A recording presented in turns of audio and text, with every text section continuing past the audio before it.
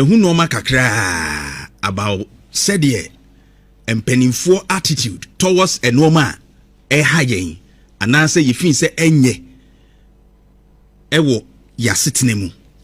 And one of the issues Galamsey abanya wo sui amanyuku opanyina ono edano as the chairman na wakasa afa how dangerous Galamsey ususu se enipa bi kura yede wo mo akotumu anase yede wo mo akokokumu ewo Galamsey ho no ne kwan so sanse Galamsey enya adepa. It means ubia recognizes se haye pa tie no kakra say what to me judgment no menti MPP fo ase say ye me party NDC a kasa se mo ni say me the party for mobilize party for akodi akire. How it is going to cost MPP no womunim wontumi asem na MPP di akire no cost wo mo kese pa enti MPP betimi akogina ba bia ka se emo bia anse forest biem emo bia anse nsuo emo bia anse se wa bra ya chi mu nipa evidence abeto ho se wadi sa abone no na munya no emane nso ane cross na party no nyina se ya mfa kwan papa so anche no na che se wo se nsuo a asese utimi se na fa ho di wo ye Galamsey se utimi na fa. It's going to cost them. Okay. Now, I think, say, one more problem with leadership. MPP. I'm telling you. Once I me yachi munipa evidence abeto ho say we this abone no. Na munya no emane nso ane cross. Na party no nyina say ya mfa kwan papa so anche no. Na che say wo say nsuo a asese utimi say na fa ho di. Wo ye Galamsey say utimi na fa. It's going to cost them. Okay. We Johnson Esiedu Nketia, the national chairman of the NDC. Na Galamsey who asem na woka.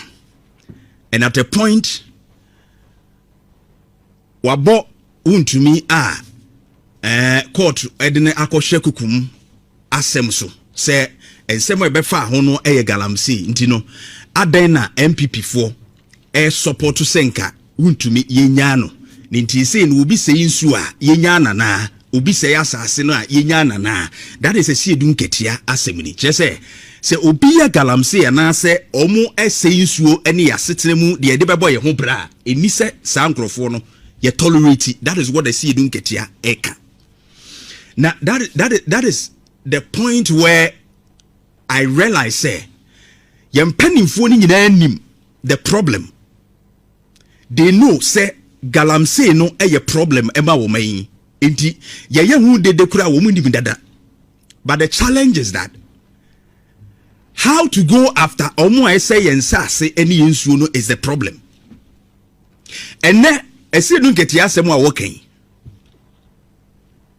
Wontumi has been jailed, yet Galamsey koso den ewo kurumu ha. Yeah. He makes it look as if say the whole issue is about Wontumi. But me say he is in jail now, but Galamsey egusu koso den even within the Ashanti region. Enyasem kitwa ukrumu. I'm asking, where are the big men omuye behind Galamsey see no koso no? Where are they?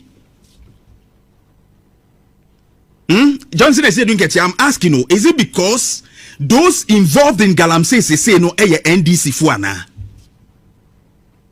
It's a question I'm asking you because sir, you centered on Wontumi, and I'm saying that he's in jail, but Galamsey gusua koso din. Is it because NDC for the Dutch rentina almost actually omo ye support to the Galamsey entina de ye hunu ye gusua ehunu ana? Because already they were mentioned some NDC executives bia omo involved in Galamsey.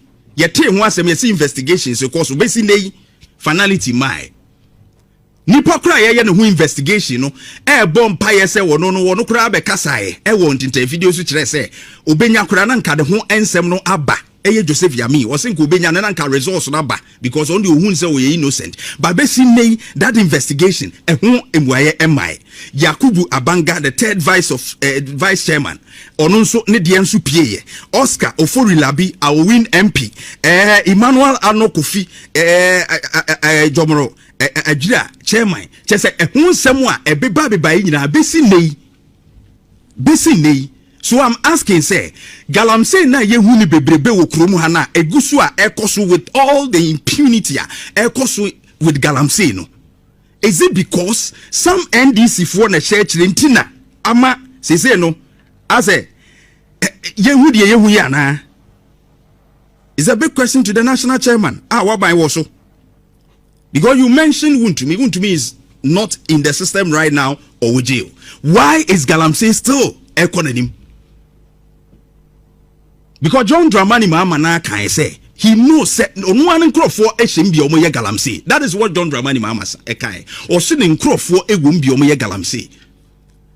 And here I will be right to say NDC for being a church Galamsey a kosuri ye hunu pe esi dunketia one analysis a one may any analogy I will put forward. It will be saying so say and sasia enisi jano.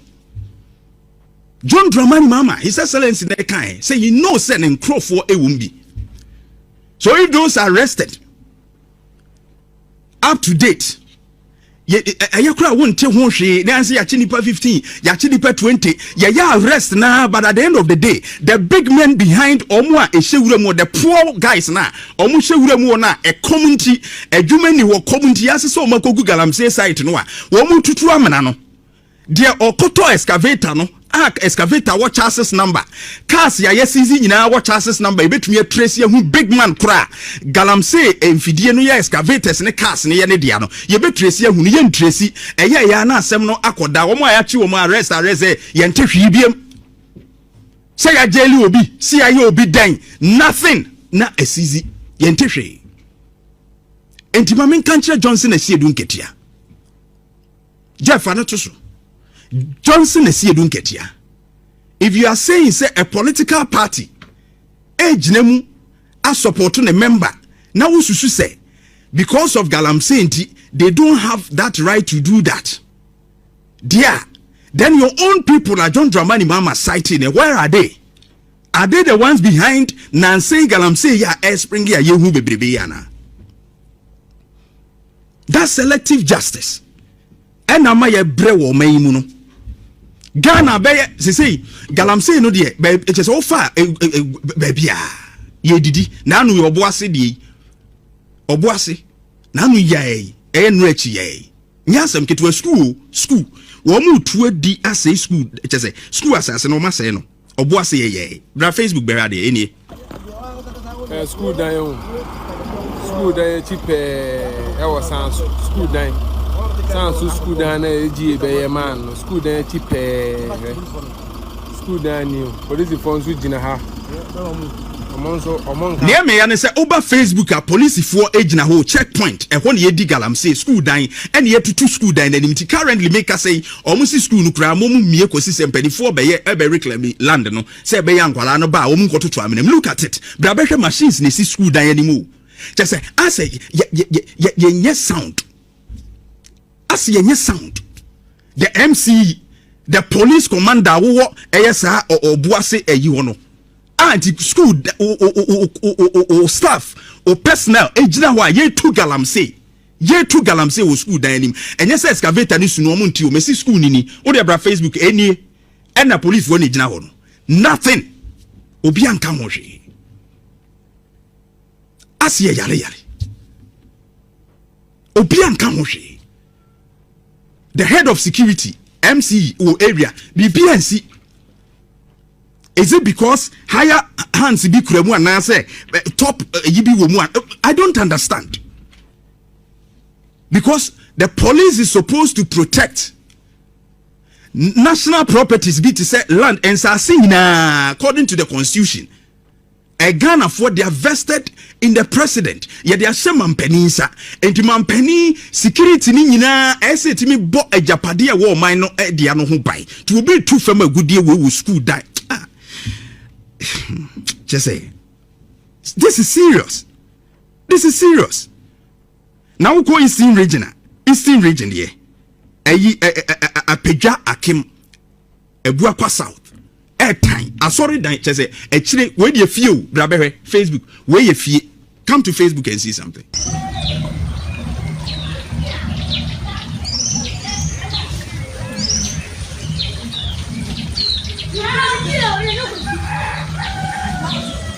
Where the enra ya if you nipa na wo e o matutu amana enti we wo free wo dan mu a wo free bedroom a na akoto amenem wo free bedroom a na akoto amenem hwe efie ni mbode de aduadua no enti omo de ayini nyina begugum omo de begugum he na ya de nuru na gugugugu asasinim na bode na omadua wo fie senka efie bia benya ne garden omadua mbode ombedi bra Facebook be. This is sad. Enti niane no bone ni bewurawura bode ne banche no be so omadua bode ne banche bi go efie ne nche bewurawuram omde mercury ne cyanide no wan ebeguma ma na kum nipa, and we are watching on. We are sick as a people because police in carry, DC in carry, Obia and carry, Yemu, nothing matters anymore. The life of Ghanaians don't matter anymore. Now we lebu some close to Adansia Sokwa, close to Agenda 111. Yes, see, I arrest, Akosi say. Omo echi omo na Akosi say, Sunyane atroni. Now I am foresee a threatening in front of regional minister. In front of DC near threatening I am foresee. Dienti no mo ako ede Galamsey obo be ka omo Galamsey asem. Ye gina we mekun so ne yehwe. Regional minister ntimi nkanre. Bono regional minister. Na MCEs also ntimi nkanre. Ye say ne na che say agye nsem. Ekoduru ni say no an won say agye nsem. Accountability on Galamsey, this current government. Deda moye wechire about Galamsey hunsem no. Look at what is happening. And I'm not surprised that John Dramani Mahama na Agye said in Crawford involved. The KPI of every MMDC was Galamsey areas no crash should be the fight against Galamsey. And to who say Galamsey cost one in Pesua Sokra, said DC no, eniso otna ho. Eniso otna na konya Sokra for a week. Especially obuasi die school no san so se hin no sa ehwo no sa DC no esenka by next week ni ama ne krata se wonko obuasi die me se DC no enka by one commander ni nyina ni ama mo krata se wo monko. How can you stand close to a school building aye to Galamsey? The police officers we ekwan wo enu 200 meters kra they are close to it ujina okra wu and intentionally so omo kwaje omo share uzo nobody knows what is happening there. His Excellency is getting out of hands. It's too much. I will say, my youth now are frustrated. And let me end with this. And I'm so ebony. So person who say, wow, government, yeah, attractive. Youth no bufu. Apart from unemployment, some of these things are more promises. Some be fight here. And one seminary and by youth no bufu. And the National Youth Authority see you. Akojina wono atenfu anim NDC tenfu anim otonum yem praise Mahama fe tenfu ne tete wono kwa na to no nwumbra Facebook bewe omanim omumfi no kra omuzi ni ye hubi ni ye meto sa anim tie Asan come and see what Asan come and see what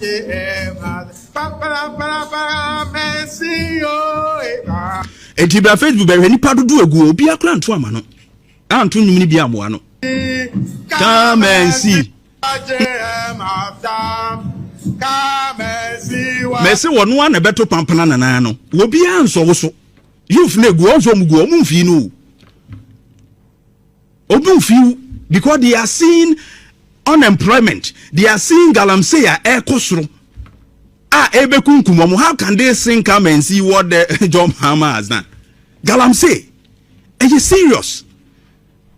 And Timunim some youth nubuefua. Take this Osman Abdullah Ayariga Esquire Nidie as an example. You will sing, your own people will not sing after you. This is serious. And the NDC must know, say the honeymoon is over. Now the government must be serious. Say one thing na omo de to abama mu Galamsey issues. Ora ena se mo behwe ma economy ni sika sem tutuye ebetutuye. Se munimu a. So if you fail Galamsey, know that you have lost about 25 to 30% of your goodwill before Ghanaians. That's my message to the NDC and John Dramani Mahama.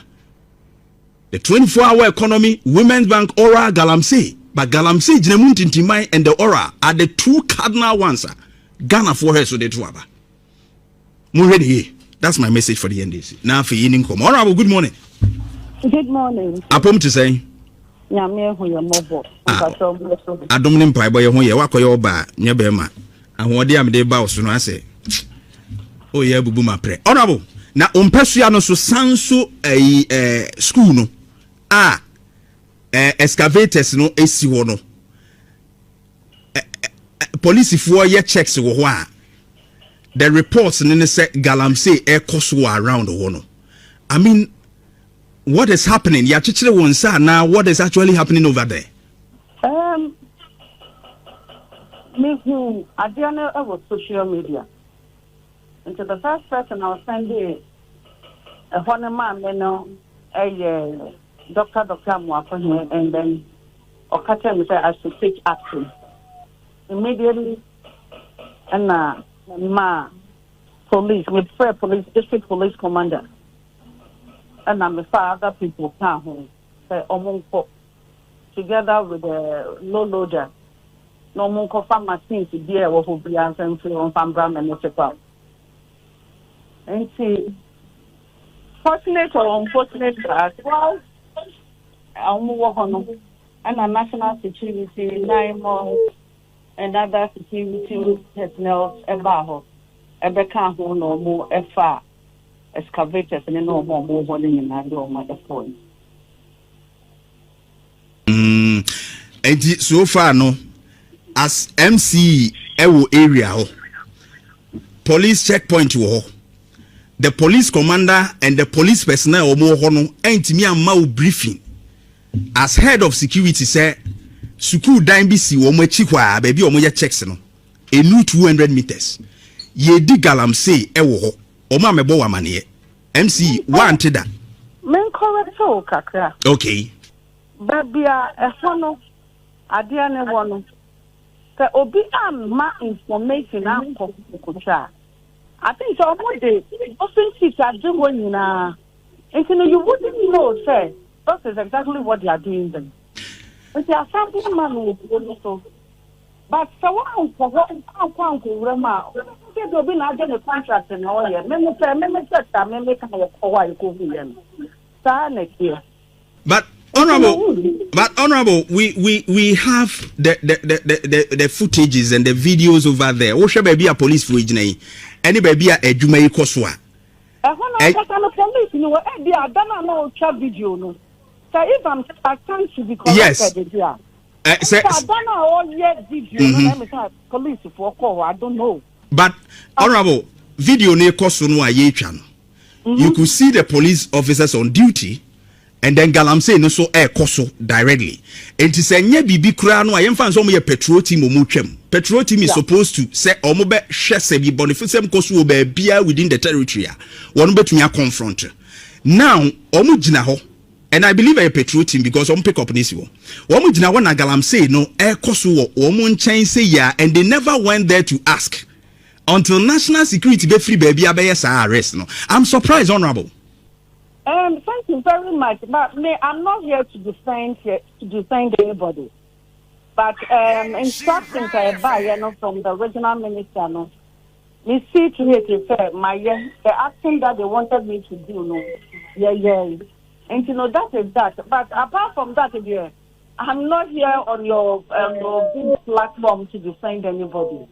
It's an action I pass on you and one I'm not taking. So, as head of security, are you convinced with police officers' attitude towards this particular crime? Let me put it that way. May that say, police are more by you. They say you have so many boundaries. If you are almost you be quiet. If you walk out, they will not see your boss. Because there were police posts, I will promise her, under the police boundary, I'm more many jurisdiction, but I'm more reported to our film. And to most of them, no, the other was a police agent, but they are not still in the jurisdiction, or still in the district there. But But they work together. They work together. Fine, yes, they work together. But me as Musa chairman, and I know most of them, you see them on our roads, but no one see you from her. If you move to the dinner, carry on the face, no more just I don't know. And I say, because I'm not every week to be ano. Make situational report from the district commander. And you know, no almost baby, and I say, dear, almost patrol baby, and almost now, and almost your medicine. But that one is the main administrative party executive, but that woman. But after this incident, I mean, days Kakraba, have you verified Nasa Police for free? Have you verified baby Nasa Police for free so far? Oh, not at all, because they are for one for your operation. Not police behind now. Except police, I am almost that. Almost around the one and me machine now. 9 months national security now about security services about. And when you look at this particular footage, say maybe the police crano able to me are aware allegedly will be aware of what is happening because machines better and they decided not to go there. And in a matter of concern say obehwe say here police fo na na wo eye meme de no ana say eye be kwai de ni bi na be kan ho say be ya ye be fine these police officers say because mo abete that crime emra betumi ni wo madi. I mean, honorable, is that not the logic behind this particular incident? You and I were not there. And again, so almost perform investigations into air courses. And to know, let's wait and hear what they will come out with. To know, family bayan. How often Enamunya Galamsey incidents we were area? Oh, sir, I had your boss there. So many. Even last week, Saubesha, around that estate area, 9 months the some of the machines needed. And you know, sometimes, young as municipal, no, apart from 9 months, apart from blue water gas, we know it's an assembly. There are season for pumping machines near there. What the chairman knows after a assembly. And you know, sometimes when we send our people to go together with the blue water gas, I'm almost support. So I'm calling for one, almost the job money man. As we speak here, TV at the end for about 2-3 weeks. So be on my phone cat over there. Then I'm easy. Water pumps. And on coin. And then I put no how the buy. Okay. But previous ones, the Monchi excavators we are. Apart from the excavators, national security fire and so far there. Now, community nankasa so a response to Galamsey issues na ewo what to say because omuntimi njets be rekromu saa na yakoshe baby school dan ankwada ko school mu no me dwene ho ase menti ase kakra.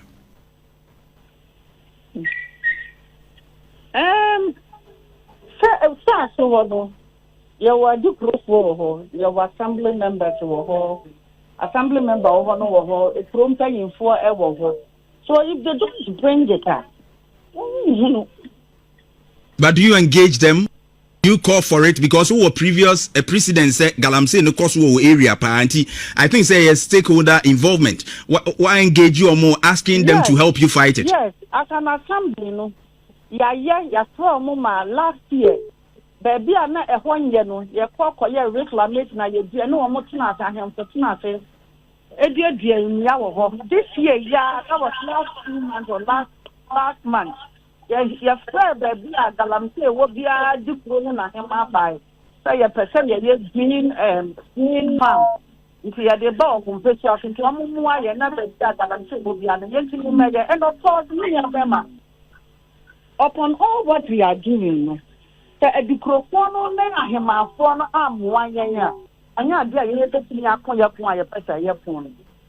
Of course, the president the way by and directed with the by my NDC omundi Galamsey will see mama omundi people your friend is and see money forward any other things. So and so maybe now no airport until you fly him up on a young woman to have to work a green farming.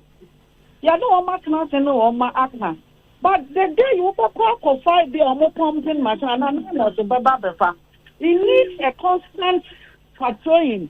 And in Africa home and now because of Peja, the next day you can know baby so.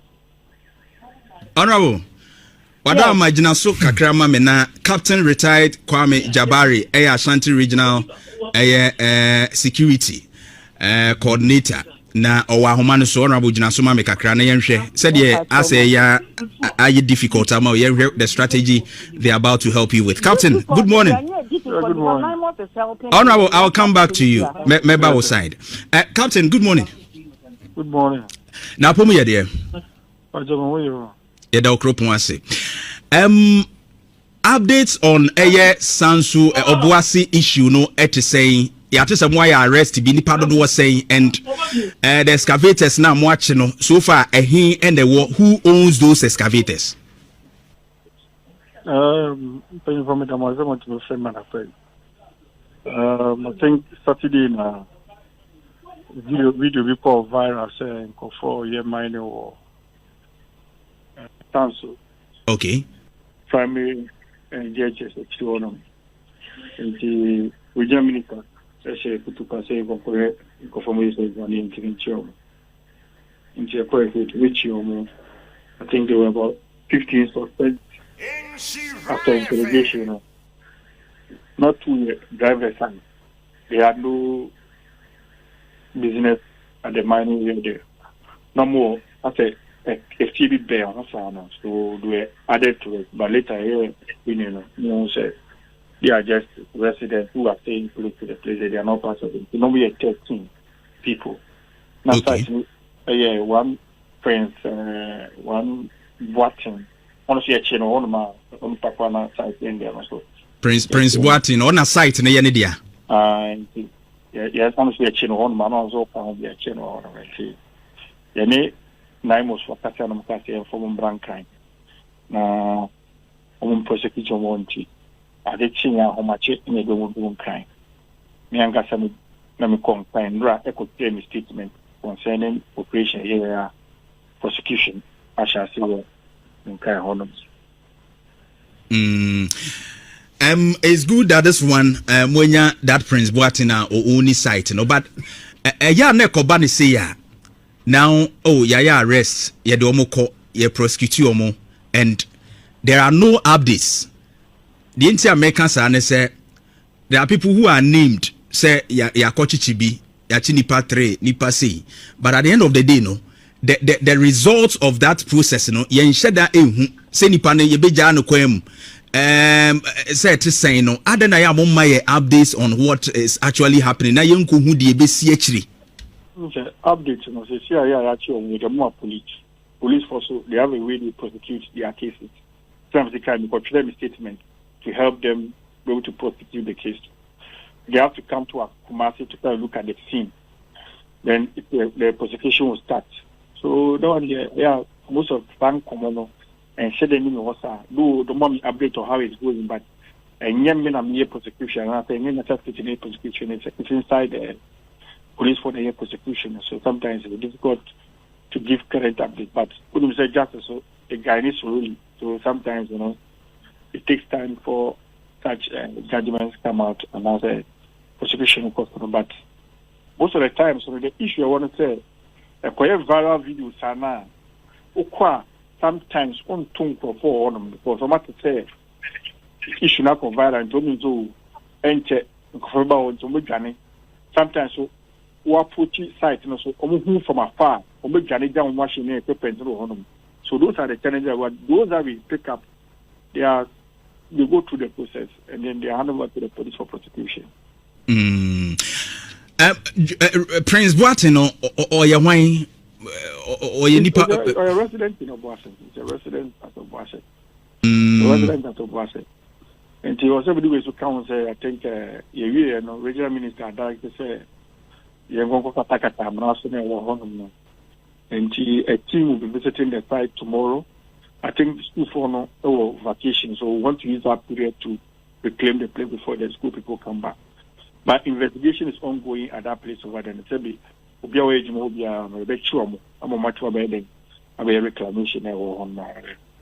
but Prince no confirm say or permits and answer the man that right to go there. Onishi. And Adebia me who swear quite surprising to me. Your police officers are share the video. I mean, so when you access to it, or me very close to the scene. Baby, I didn't koswa. I mean, woman attempt to be I said they are going to actually find out DNA koso e won finfini hono. Who are these police officers? More is our investigation. The Jama regional commander for Ashanti staff. So on your side you know mind. And I was regional commander around the Baba also IQ. But time amukoya arrest ne de na sa approve for nefrio. There be no. Okay. How serious is the Galamsey issue in Ashanti region? Because Nancy video say any other say Ashanti region. Just yesterday, the BFM Eastern region could be, but Ashanti region keeps. I mean, it seems it's rising. Okay. Ashanti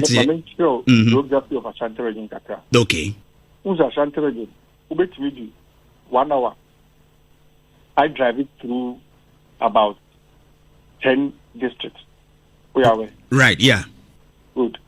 Oko Western Norfolk. A big taxi. Almost about 10 hours to drive through 10 districts. Because the districts have been banged. And he said, be honor to Galamsey plus one. But said, if you're with Galamsey, you better drive your honor. A better check. A better take you hours. But I say, do better in the next 30 minutes. We also do about 45 minutes. Ukaso uko nuwe di biatia 1 hour. Ukaso uko jaswa 1 hour. Ukaso uko busman fenwa 30 minutes. And the closeness of the people to the places, makes it easier for people to report, which we are happy about it. But then Galamsey of course for other places. But just that omohon our challenge is open called Western North. Galamsey of course for honor, but Sebi. All the co between fact camera call home, also 3 or 4 hours as we do the Omega Galamsey. But that's what we want people to report and we'll pick up those people. And the issue is there. The quickness and the fastness that we respond to the issue is what I want people to talk about. Because the cultural video back out within 2 hours, those people will be picked up. Yeah, happy with that, and usually you commend them, but the issue has to do with the first question I asked you. Ne say, mochi omuria, na manfo so pese hu results no akosi say nipa no kra de ne ko ebi kra yenya de na tum feedback no na beba nkrofo hu say adwuma mo ye no emfaso aba so, and that's why I was asking you say adan ne entry me dey say of frame no ma check to be what yeah you don't go hand over to Special Investigation Unit, IGP Special Investigation Unit, and grab a hot statement, the concurrent for trade statement. Yeah. The Mejuma, maybe Mejuma. Yeah, no, but I call you be Juma no. Na so omo mamu feedback anoma kai omo say. Your credit feedback. Nti mon kai omo say. Yeah. Work no and do honum. Yeah. Na me another department someone to us honum. To me work na and no. But though they give us feedback, but my work at that point has ended. Well understood, but the mention is obey me a prompt to they are supposed to bring it out. Say, and also be mama for your confidence, security architecture. Etini ya omo lane out my yes we feedback. And be mama for who say Juma mo ye no. Aha, yakosi say. And drama contract say no menya ekwanya na most operation director NDC. Enti me kan chen to the sena same way they ase also did say my not the pressure to police for so na and yet fast in my Senegal, the outcome of it we perhaps so and come out with detail. Said we know that the law takes is slow, but it will pretend a bit more. Right. Richard, I think one Richard, I've forgotten the surname. Lake Bosomchi issue no. Mwenya nache no. We share this at large. At large, no, saying.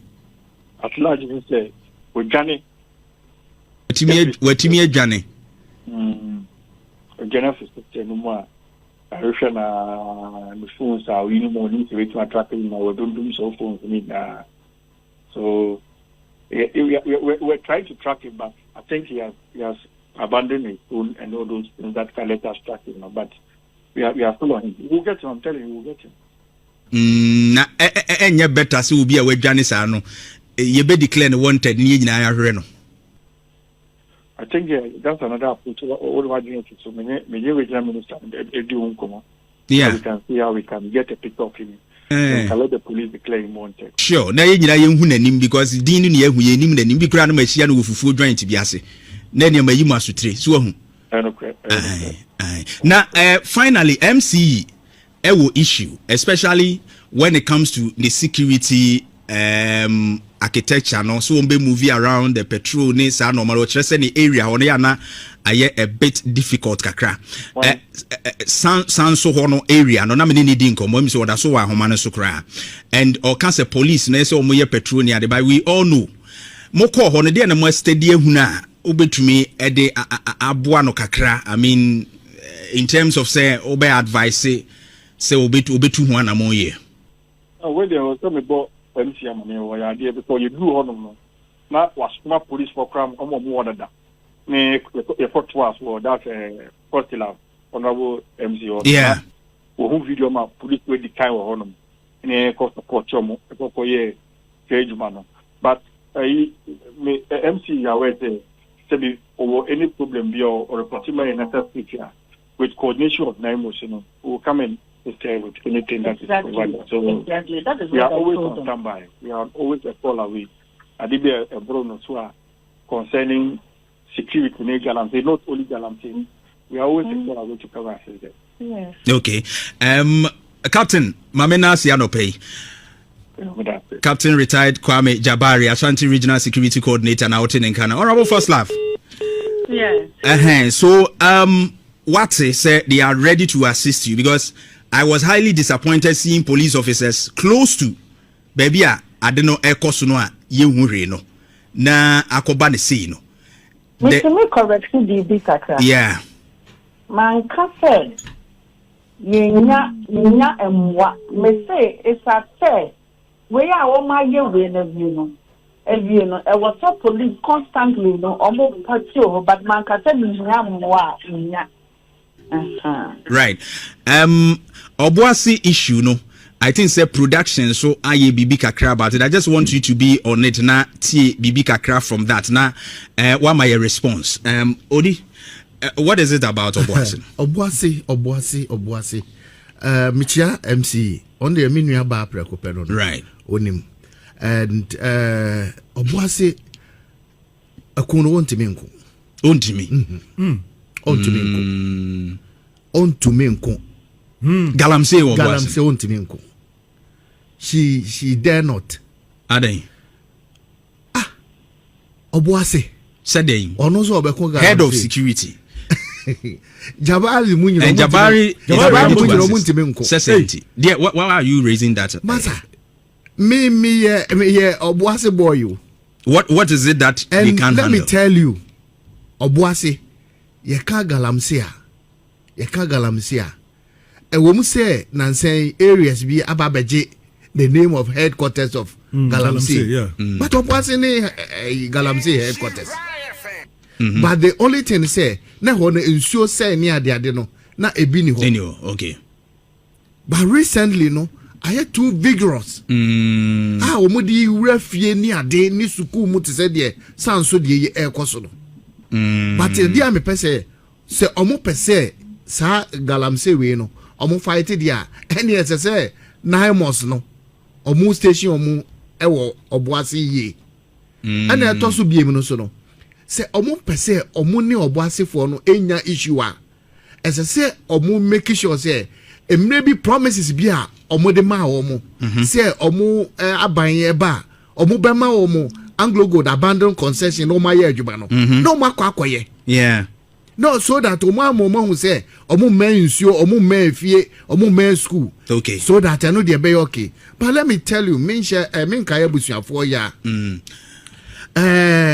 On the 6th February 2016, Galamsey for na Anglo Gold team, soldier for police for security.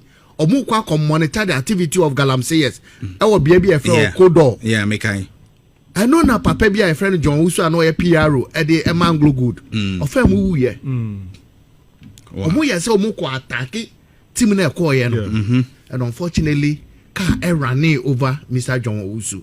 Na me fa ne currency. Eto su biem. 2025 year 18th and 19th January. 2025 year. And now boys no yes say come invade Anglo Gold site. Yeah. Now Makwa Galamsey because of promises from government. Okaya. And now gun exchange. Yeah. Okay. And nipa dozens and I hear woman. Yeah. And she say ye can Galamsey boase na me nua bayi ese wo be fight here enye possible. Na danger no muntimi danger because even the security coordinator cannot. Let me tell you that's what I'm saying is Mimi your boase boy. The people living in Obuasi no about 60 to 70% their lives depends on the Galamsey no. Honorable First Love. Honorable Whatamenga. Right. Utie asemia producer in fact ono ye oboase ehon wanyini onim oboase ankasa enti ebeye den ma wana se experience kakra wanya since you came to office no ebeye den wo hu o se agye nsem me ba ma mi se ono abo nankasa ebeye den wo hu so the mini abema na time of course first na alobia nesa nyema ne maye no na indigenous omo work for ha no omo ye omo Galamsey e buko underground no makoye omo Galamsey and say asase and say then this your friend is saying alobia no was introduced and omo na do omo ho adima omo ye president the initiative to buy ya said the exit time to na so no 8 anya me ya adima ya wade ya ye bedi omo after helicopter be come sasa na president be a community mining ama obuasofo na omaye and he said it, he made mention of it. He said I just say APR president ni baby e man e omo ye and again also can say president in the promises our the man Galamsey we can you say no obuasofo na ye Galamsey around across Ghana, baby omo ye Galamsey. So the president made the measures about. So person will look for a concession, go to Minerals Commission, get your concession and you no now catastrophe. But this is the case and kisa obia man excavator so baby say few na odi Galamsey. And until the many abema na knaye yen me say government and e so our say because na say akra no Anglo Gold and engage all the communities across the 6 enclaves in na yes say your friend was city jabonso Anglo Gold the person who release the ma all the enclaves communities na come baba na it be almost 30% and that's and so we are on it. And say one day or we wake up one day. Now you have Mr. Galamsey and the sweater or be a responsible mining. And the head radio and I just say the Jabari kind, you know. Meji say near work can be difficult with Jabari and the national I say omutimi bemma and yes I be pa. I hope that is what you want to say. Wait, I've not said that, but the American say yeah papa baba they said the Anglo Gold because of releasing my community and America say that me a story one day. It was and not forgetting honorable Jabari. Yeah, I get your point. I get where you sit now and how difficult it is to accept and actually pronounce they making, but the reality is that a better diama with wow security need to handle the issue. And then they own our Honorable Johnson, I get it. Because when they are in positions of such, I understand. They have been too economical with truth. Adiana etieno minua ba no. First, akunwe untumi nko enya woko. And they street at akunwe enya woko. No so na kan ti we yenya honorable benefit of the doubt. Community mining na nam so ministers no ko because say ko saying. So far enya no mo ye Galamsey. Say no mo be di o mo afin shada na. So what say enya start. Masa ade na enya honorable. Enti enne in fact what we saw enya de efe enya de nika, and then please what can say we betumi handle there. We hope say the next videos are yebenya na yebehu say ye chinkrofo, not rather womo eye such impunity a yehui yeda wase anopai. Right. Honorable First Lava Pia Kenny. Untimi stop Galamsey. Oh, there be honorable so obey. Mamika Sancho. Mamika Tembitro. Ebrebia Chemono. Nasanso. Ukas Cheresa Suni Sabruche that was mini Nasanso so. Cobra, also wait to problem so that was say my man benefit problem Jabari himself to me say there mesa kon me nya bibie mu a eno de ese me ohun eno de ese ano me de oye oba na beto nche on se ne no aye bibie o anti enya hwe Jabari kran him say they cannot enti eno na duru ba bia na mo nyina compromise no because Jack ade no enti me yen fa yen hunyim na fa yen ko na obi anya bi ni. It's true. Look at these pictures. Na saniyama wei entumi enkan bibi nkyerɛ wo mu a yɛde ɔman no ahyɛ omu nsa sɛ omu ntoto ɔman no ɛna yɛn nso so na yɛwɔ akyi na nneɛma a wo mu yɛ ɛne deɛ wo mu nyɛ yɛn na sunsunsansoɔ ɛbɛba yɛ so no yɛn nso yɛte hɔ dii na yɛbɔgye wɔn so Honorable Kanaje Osanyakun wrote that Mr. President, the Accra-Kumasi Highway has become a death trap, and we continue to lose hundreds of lives on that stretch. Not a while ago, we have been informed of a gory accident on the road, which has claimed many innocent lives just because there was a station vehicle on a narrow path which caused the accident. Mr. President, I'm begging you, and for the sake of the many lives we are losing on the Accra-Kumasi road, kindly set aside part of the $1.7 billion which your government has lodged at Bank of Ghana, waiting to be used in constructing the expressway to fix the deplorable section of the Accra-Kumasi Highway. To save many more lives. Yes, we know you want to leave a legacy, and one of the legacy you want to leave behind is the construction of the Accra-Kumasi Expressway. But let it not be said that because of this legacy you want to leave behind, thousands of lives were lost on the road because it was abandoned for a completely new construction. I hope and pray that you will see the wisdom in this message and act upon it swiftly to save precious and innocent lives on the road. Mepacho, help me with some of the pictures. Enra enkonshia esiye ewo enkran ene Kumasi kwantempon no so no. Na se only road safety for edin komo na ye accounted for lives that have been lost. Womukrampo omanwu omaprapra ama omadidamo a enne womuntimi enkom masere menumienu etimi koba no a chese womu their hopes have been shattered because they also mu year and also mu tu adwuma omutumi anya akwanya eye no omuntumi nya bio no eye bebrebe na abusuafo we will continue to ask for how long and as anyame ebeko so a atoaso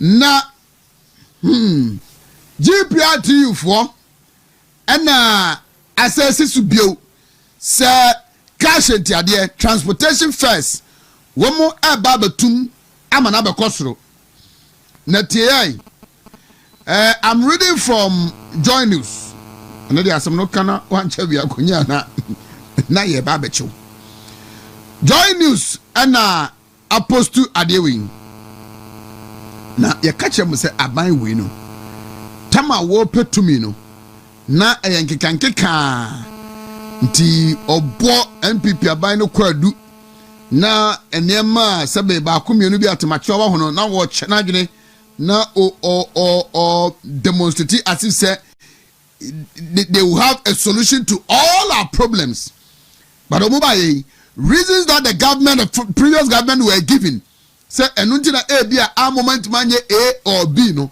eno ana omuso che na abusuafo se de aba wo ya gya tum say enam niema ekoso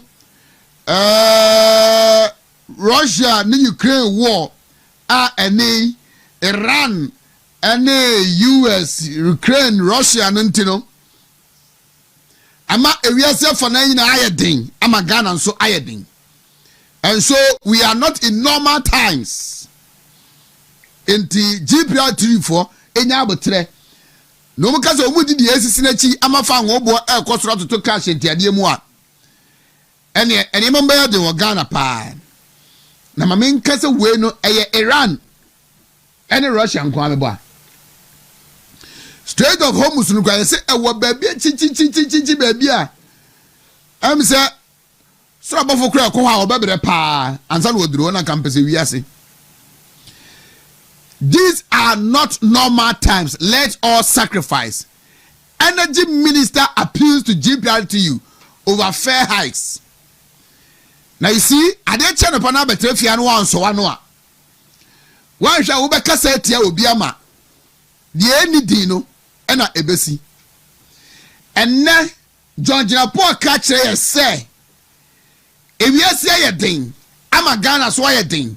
We are not in normal times.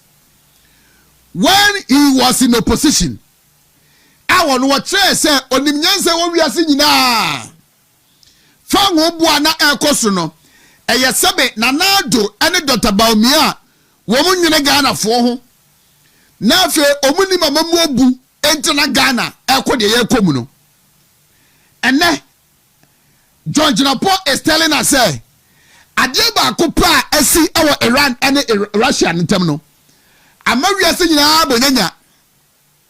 once he is forgetting that in the midst of COVID-19 by no na ye wiase for na nyina tokro bia mu krotuo bia mu mpotamu bia mantamu bia in fact mikroba buakwa ani mikromu mosia so nyina no they felt the impact of COVID. World Bank anywhere say akukudama womunim sikasam entotoye ene o mantotoye hihye no abaka say COVID ni twamu a ewiase nyina betima sore na yeba normal life no it will go beyond 2025 26 27 28 NDC for mo fada robo mu kon actually say yeah, a recent penifo aka World Bank aka World Health Organization aka yeah kabino enye no kre Ghana is living in isolation ade ebesi wo wiase fa na so no yai emfa ye ho okuje to abra kwa ye ne se efemfem so ebeka say he the AC no e wa chi baabi no obabuja kuma say he bantima bomba beto ho omusi daabi kaswa yato bombo ho musedabi na musumaji so ha Islegon Airport Hills yato bombo ho musedabi no wasabisa na ye dey na Russia Ukraine war ana amagara ho eche no even ene kra the ACC ekos no unya NDC fo bia sebe wo nwene Ghana ho na de ahaw ne amane atu wiase nyina ma nipa nkofo hwe obade hye no wo mo de bosri hehe se Russia Iran ntokwa no se Ghana na de dota ba o mi abere so a engom de ho tax beba ana mo de bo se hehe not thinking about the Ghanaian, the stress, the problems I have from. And ne, John Jinapo, I feel the Winyansa Yina ba, what Winyansa precupe, telling us, say, the AC where we are Fanano, we are not in normal times. When in the midst of COVID, aeroplane 2, enko, emma, shipun 2, enko, emma. Usia unia wadamfo saba wo yire kura na untumi nchia no uno obi kaza jisa wo de ade kata wa no ya tutu sukuru nyina mu ya tutu nsori nyina mu ya ma menuma masom eja na omudie wo untumi nkodwo mu ponko didwa. This is where we found ourselves. Nanso amanyosam nti Felix Kwacho Fosu okuje tobla okwa John Jinapo the late Omanebuama yamefa the crazy take advantage of the situation and the man say nana de ne Dr. Baumia na sebe pradiasa nimdia ye dibu mai no omuni bi and am kika dem obekika nyina. And some of Ghanaians were enthused about what you were saying. And de koto amamu ene and we write up be Dr. Gideon Boaku. I just want to go and get it. Now Abokoko. He said Dr. Gideon Boaku kakra say oya be ye economic profit. Was a some no come here ebem. Na e maybe okan. Said the NDC aban nyina yan twan. Na IMF program no enkona wie ye. Ampani ampa ni nuani ampa. Say I am a program na akwara wie ye. Afei enie huru the reality. Justice Atuguba na kan. So you will see your real size. Afei enie huru the real size. The real governance. By way edemaye. And so yesterday he wrote, Dr. Gideon Boaku, the IMF program is over. The economy is naked again. After all, the much talked about resilience by government was just a hoax. The quality of our fiscal consolidation is also highly questionable. It is more of development suppression than fiscal consolidation. Fuel prices, tomato prices, and so on are really showing the skin of the economy.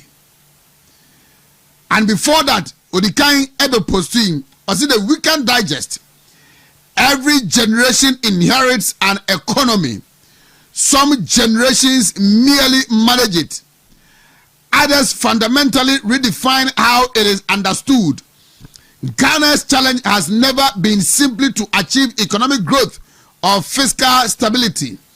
The deeper challenge is to ensure that national progress is experienced not only in government accounts, but in the everyday lives of ordinary citizens. The ultimate test of economic policy is not the strength of the statistics it produces, but the opportunities it creates, the dignity it protects, and the prosperity it delivers to households. Asemwe mu odu. Na ye ka kire mu se anamontu a MPP aban no 2 ye na nkita ode ne nhyehyeye a ye ne IMF ye no esomfoso na aban we ba ye no na odi ana mode ensoso hunu ato is forcing enna ye be hunu panyin ka to say sini awie ye e be hunu chale sini no na wie ye e be hunu chale na fe ni e be hunu sakila obewu la show anasa Jack ene be wula asho a ye be hu. The reality is now dawning on all of us. Ya kachira mo say anamotu Dr. Mahmoud Bawumia as the Vice President of the Republic. Innovations, solutions to our daily lives challenges, problems are near womb. Okofa drones to buy ye, or the mobile money to probability buy ye, near wire digitalization. And amani pa ho hare no, awana mo aye tuom. Okawe nyina and was added the oba be ya ka ho se Ghana for na do no be mampani a ye ntie. And ye to nyom presa ina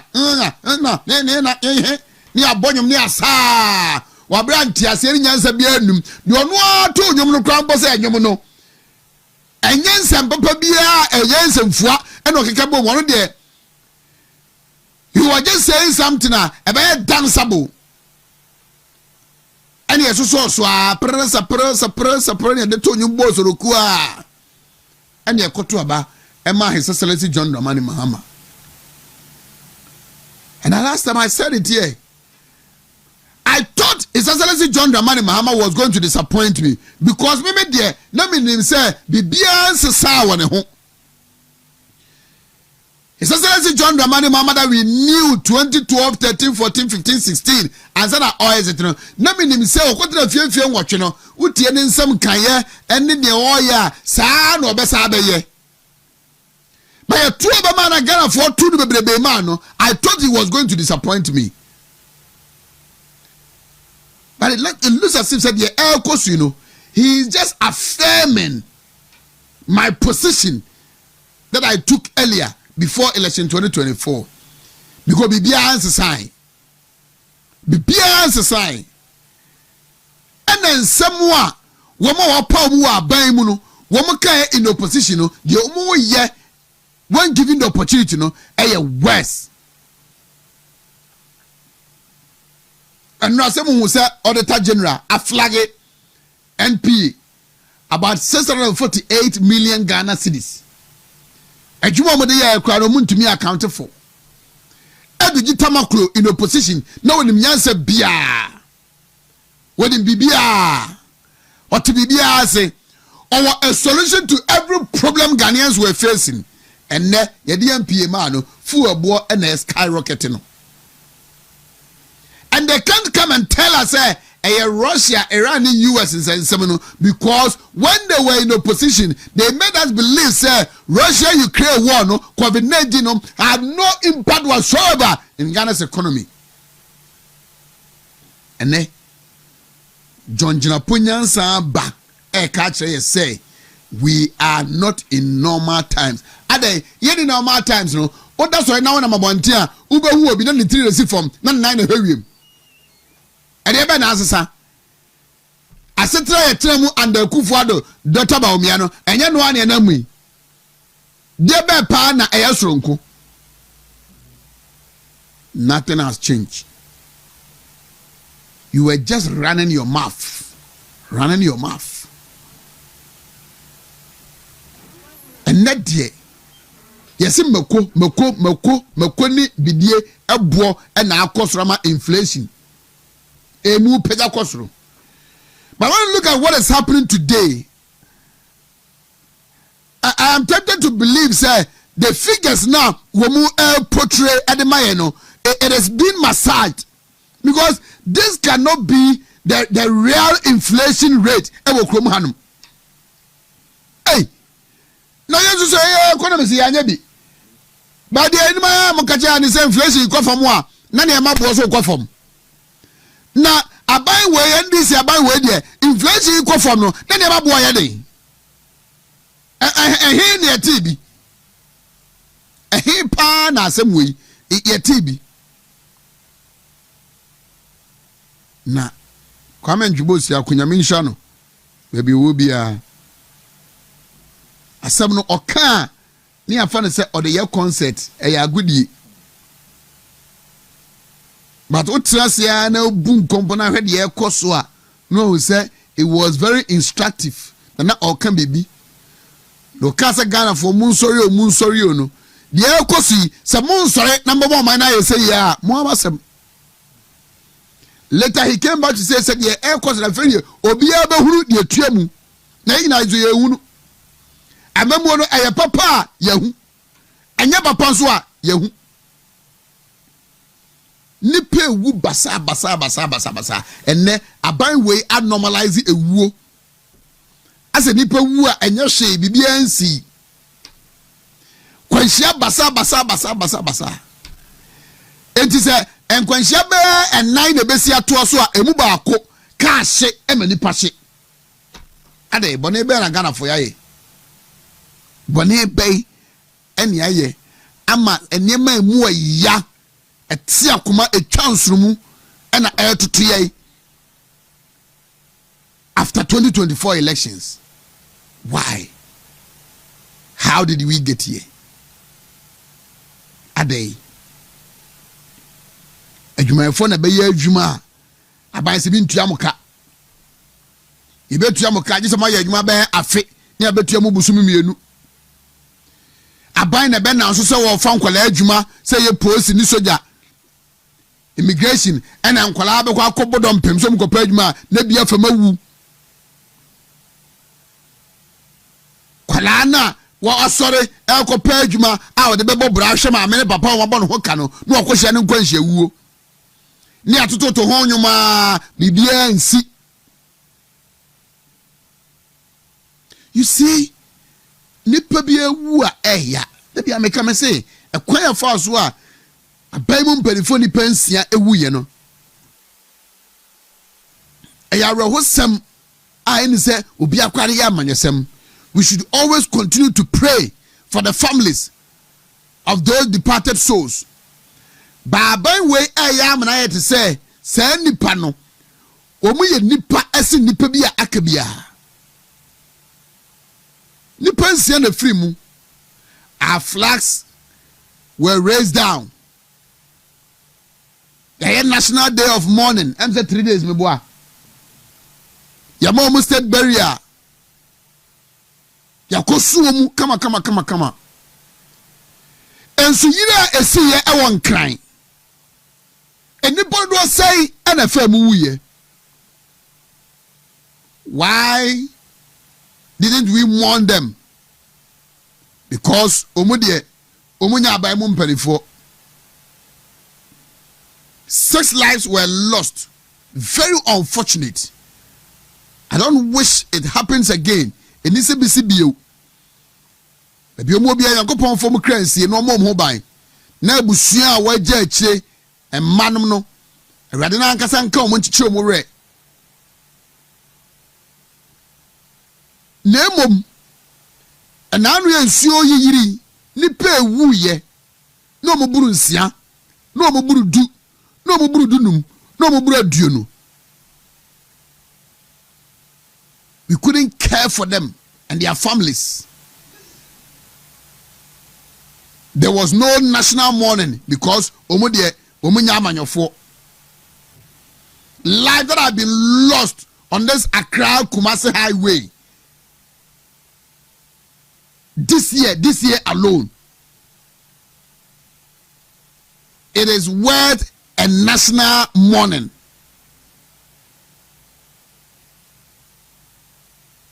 Kwala dunsia omuko wu ya Asante Achimobogui. Gender minister crown purchase and mfa no ho kra. You see, we are making it look like Ghana no. E nipa bi dia, e nipa bi dia yetima ye twuma kwa e ba bi keke. So the you come from etwa mo wan fi no. Hwon won na kro no. Please.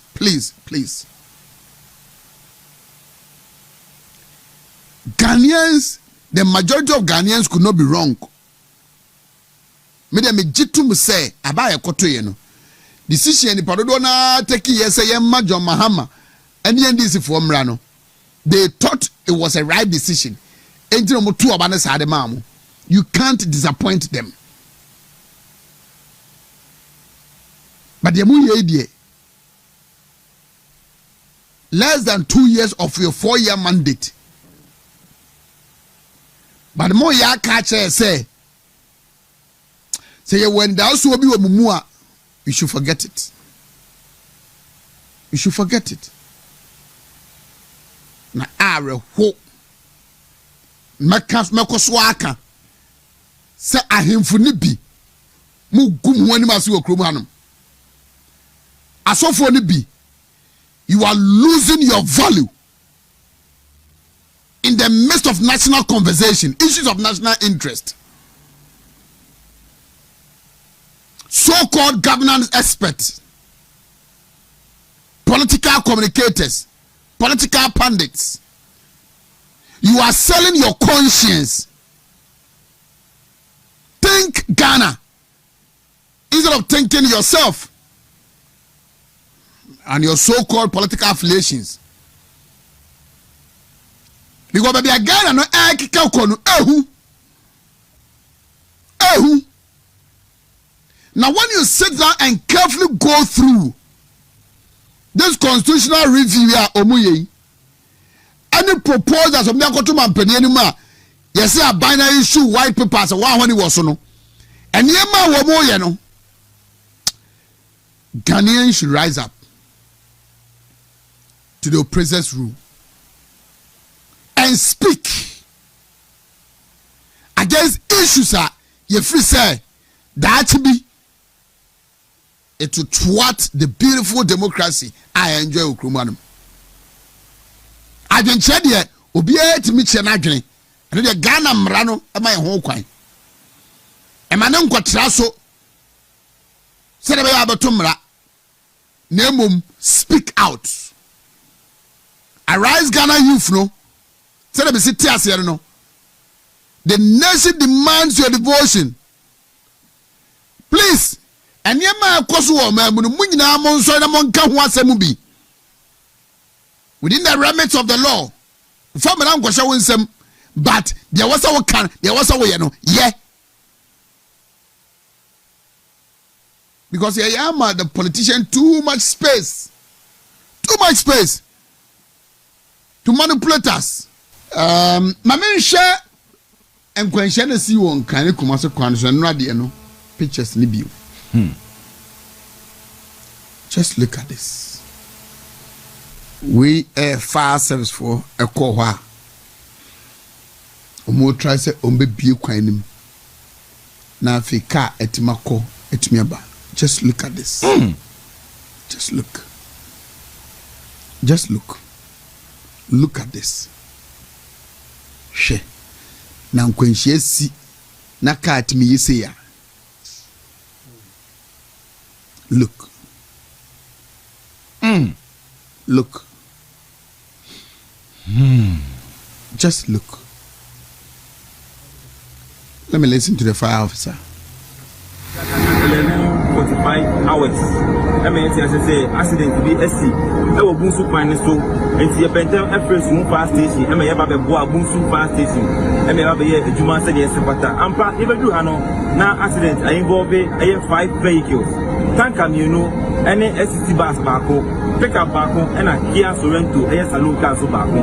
Yes, you know, not tank bako, the Ejano Atuma, I have a shape say, I will preach no, in the Anium Rant here, everybody the Jano Sani of say, because that Eja after STC bus, a Janso Sanda pick up, a Jan Sanda, Tankana, I don't know your day, ever for tour, Bruna Simuno, Yeduno, and Tamso, any Rant here, I'm more than so Eduno. The sample modern echo say Nipa now more than almost same hour. Ampa, ye peer who say, Nipa Mianua, Sambe na, Yame Ato Samu Jano, it's my ring, assume. There's an association, a Janis here, and now a farm goa, a share group of Nitino, and my Bronoso Afo in Ara and say Ampa, really idea Nina, as Emma in Sono, it's music like Abdo ye, in the Amantan Yaboche, a Nipana woman of Pamino, and Mantan, you know, I you my Doma police for Sami Aminoka say, say on Pomoko. I am watching on Pomco, no more pet, Ampa, the Ghana National Fire Service, soon command, hereby as from 2.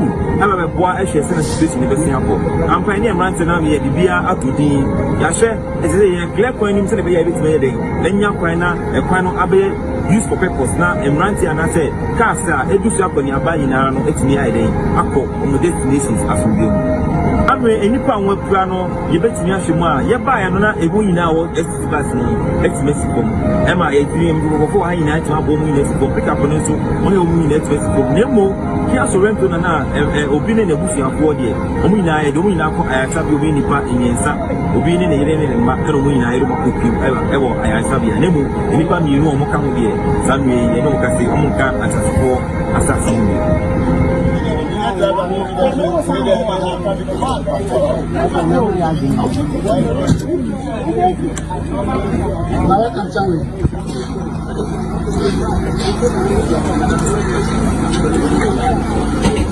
for so many years Accra Kumasi kwan ye no mampani kofo ene bae a oye na dwe se obeye bi aka ho o tremu na ba bi ho no mo a yesiesie na ya no dual carriage edi akọ di otumi ye no ofra ba mu fie nwotwe a the late John Evans at Mills may he so rest in perfect peace any John Dramani Mahama ebae no o ma anye hwe amfa ho after 8 years and I don't kwa Akufuado and Dr. Mahmoud Bamia ebaye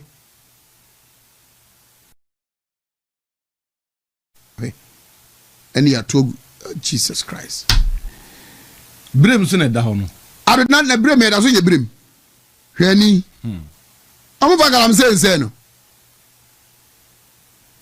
I don't kwa Akufuado bae no and ono so ye na dwe se otu anamon na se de be ya akwan ye be biem ono so sha ase a wa ye dodo na NDC aban bae ka de wasa muso mo ye no mo ye ka ho ye ka bibia isasale John Dramani Mahama say ono so person ja a legacy agara for be carry de bia into obeye Accra Kumasi Expressway bebre na so munyini say legacy Accra Kumasi Expressway. And it seems like we have abandoned the existing road. And a daddy day in a nipe wu. Nkwesiesi. Tankana na edanikoto nzuma ashejrebe. Why are we doing this to ourselves? Why? Why? Why?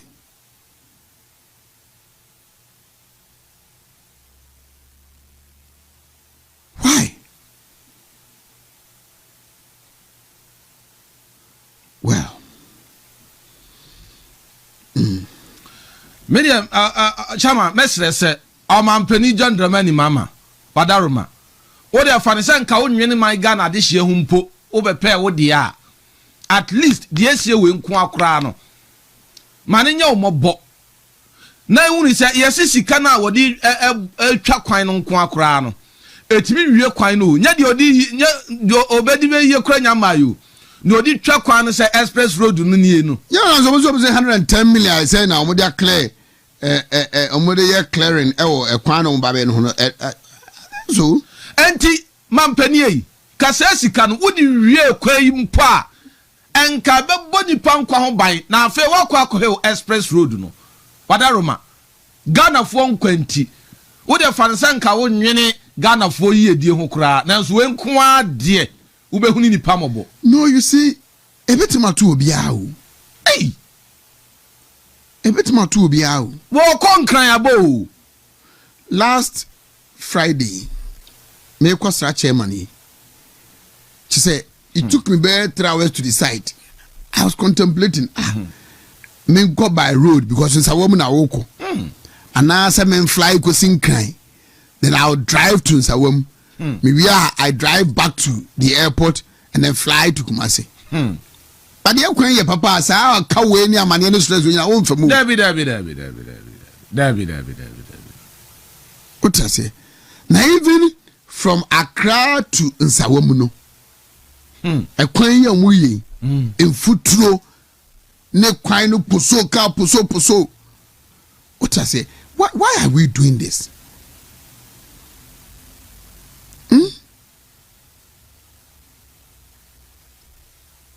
Ogoka NPP buy I don't know man o man to man you Ghana for 2 abeti ai And I'm nobody can tell me say obi betimi about the 8 years of Ghana problems in that is why it is a continuation. Obi ye kusi baby no obi abetoa so de akwadenim.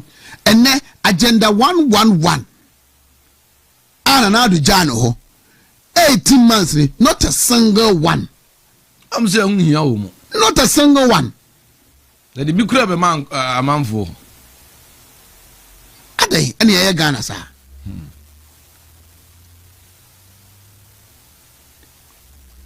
And we always celebrate mediocrity. These are issues. So your regional minister now Tehano. Ono dia no comedy no concert no. So when you kwanya no mampanisia, asembe no kaje ni se enka kumase kwan no. Adehye wa santememu efo bi. Enti omu no. Asantema adehye ka ho, enti mampani ei. Makwan no hu yaw. Papa we dey menyin ni so o defend ya santeman. Onya kwanya de ba asem wo ka. Ndabi. Enti ahemfo ni ahema na okopenti da ho a na my dancing kan edina chi no afutuo ba na mudi tu no. Ebia no mo nso en. So when he gets the opportunity to sit with the president, assemble no one cancer no emfa de enam hu. He only celebrate mediocrity. Mediocrity. Ebia mo che me bi so mo so. Why?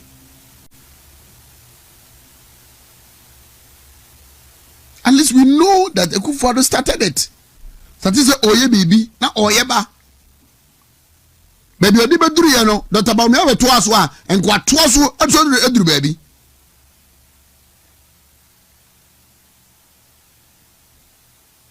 Na mo se mo nkasa.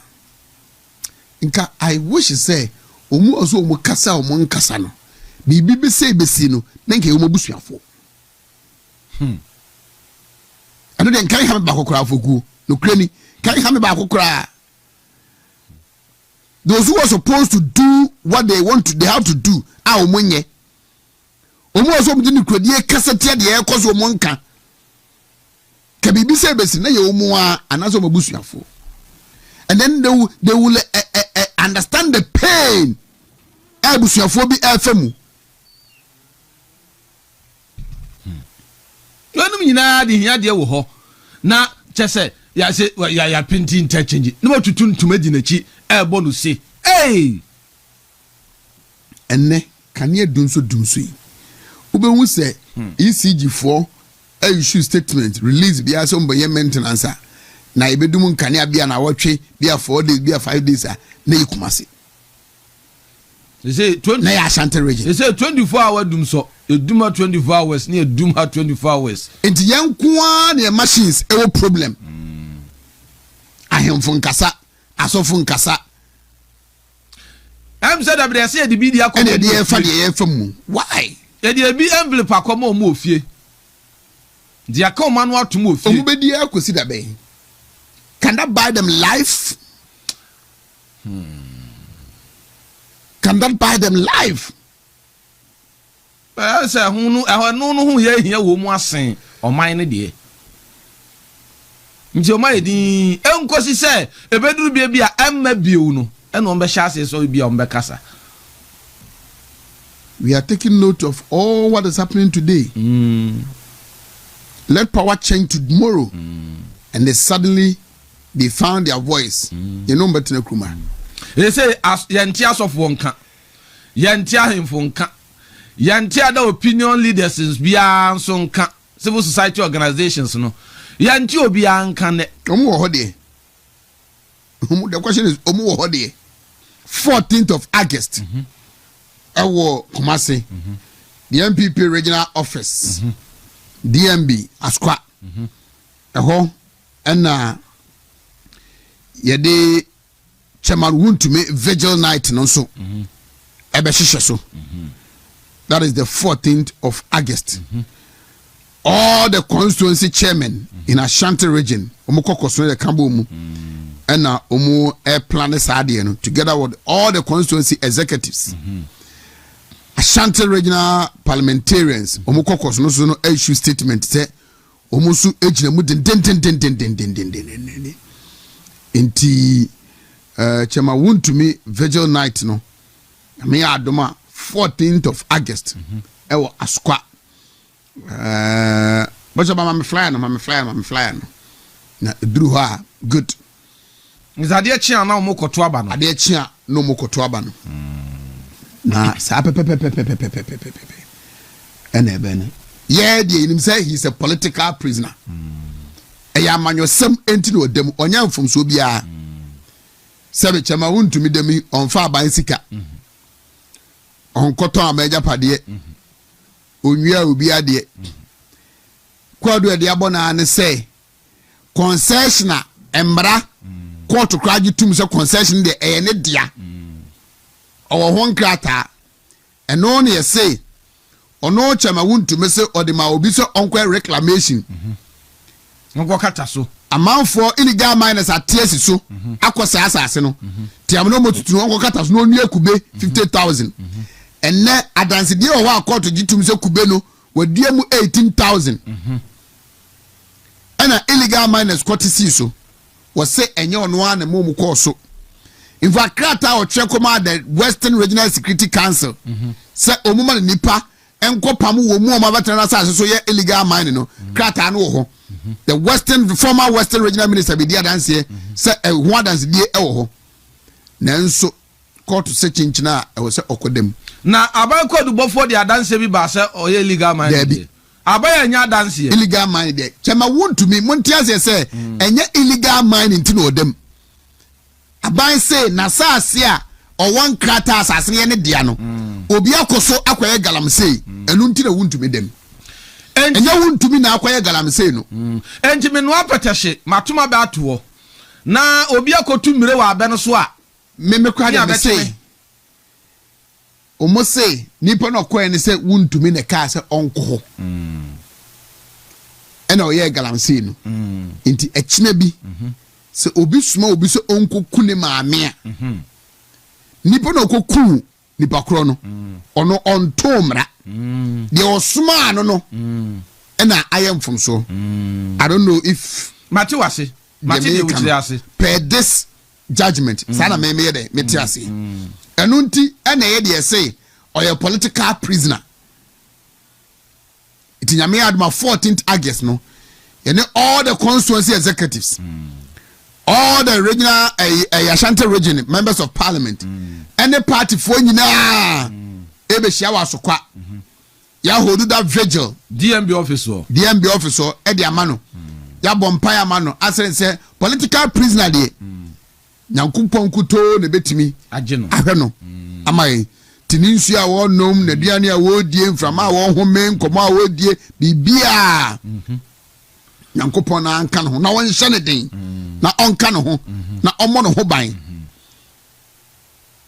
na the legal process in the jama lawyer for no the appeal has been filed woman 200 mo na ebre pam nyankopon sa amfa na mekan ho ndi jama asiedu sameti asia sa ban won sase organ ha oh yes ndi me ka se no makwa aban asase so akoye bibi obi be chemi amese mampani gentleman mama na se meye ni akwa akwache na betum yes obira mampani so sa na se boso moche sa no boso moche Ghana baby a Ghana duro no nyankopon enka no ho na mo no ho ban maka se de ye beitima yesisi ya ma na ohia pa empaibo say ye mon pa ma no na no hweda mekohwe no kinnabu he looks good he's okay the prison officers have been very professional so far they've been very professional omoye omojuma said the omoye they are not politicians omodie omoye omojuma said they also omoye na we thank them and we pray that they will continue to do what they are doing executing their service no professionally honum na Kwame na ye bompa e mano odniti agya kyerema de ma MPP ne kurom bosi akọ ya nkwanoma odne nkwa abo afore ya ma MPP na people have decided they will not let him be ye wa komu ina no people want to take advantage of it omu abanti omu pretend kokomu no they are celebrating it no we know them but he will not be broken. He will not faint. He will live. chama won't to me will live. What I say? Tinyame adoma yenyina yebeko akohia. Akom. Anyway. And now Saturday they see what Kumasin cry quantum pose view. Accident yana. Bia no yeche ho asem na akra ehwere a omon timi mabie mu no. Eno na wose yeka ho asem yie pa. Ye di agrodo do hin ba. Ohin ba yenchi ahwefo. Yenchi Ghana man nyina. Emo ya papa se ye to aba na afi oman no wa wo to aba ne mfaso wunya ye kitikiti na di ntia ye to aba se wo bedi kan na wabeboa amfo na se fomfo no ene de ye sini trase bi se wo hwe se bi nsem esi de bia mobrofo ene ehuna mane wo ho so abia me na wo ka se kwan kura se obi ye mampani ana se e bia wo aba mu mpani mfa wo ba convoy de nanim ti be jama na besina ko obi aka wotim kura ne ho odin utimi di mlika pra no woko tinkade ye hwehwe ni mu ane se wonya kwanya na se wo sum sa na ye akade e wo o man no aka ho se fa hwe na fa sum o man no a na so hwe na utimi ye niema se ne be ya o mu asabe o moto abana na so me o manfo no so nya ho fa so ya ka ho asem many times o ka ne binim te be bi ne edi watemu a fine se mpani kura se nke bi hwe no ma na to bi ebene nkran kwai ya ka ho asem wo hwe bypass se a ye ya ebinim wo be stages of completion be 70 be 80% ya ni ye hwe se nke bitimi ya to aso ya ne ya tie nsafri ho no ene de ye jaya to ho ne ye se ye do baabi awia ansa na se be yi kwan kura ye yi se be tasi ho na obia se dien but se amene wo kase de ana mwanwa ne se wo a wo ka bi no a wo su so na wo brew se toro he kwan no create mi si na ebinim don hwere a wo so mutim di free baabi a wo kokodu na bebre kasi a ekum nipa nso so se be wo free mu a yentini nsa mfa no ma na chibie mu woko na ade ebetima ya masa na mane nyina yeto atwa ne yese yenye but wo be nyankrofo ama mo asore agina se politics nti ebia obi nua free mu wana se wo breadwinner bi free mu so obi nkodi dem obi bi hu anaso obi wo koyi wade bi hia we breda so a wo so utumi dru nkrantem na wo ye ka na wo ka bi akwan nom na sa na mani nyina wo hene ba se ya obi a fa so a nye politics ne de yi anaso party color bi ne de kofa so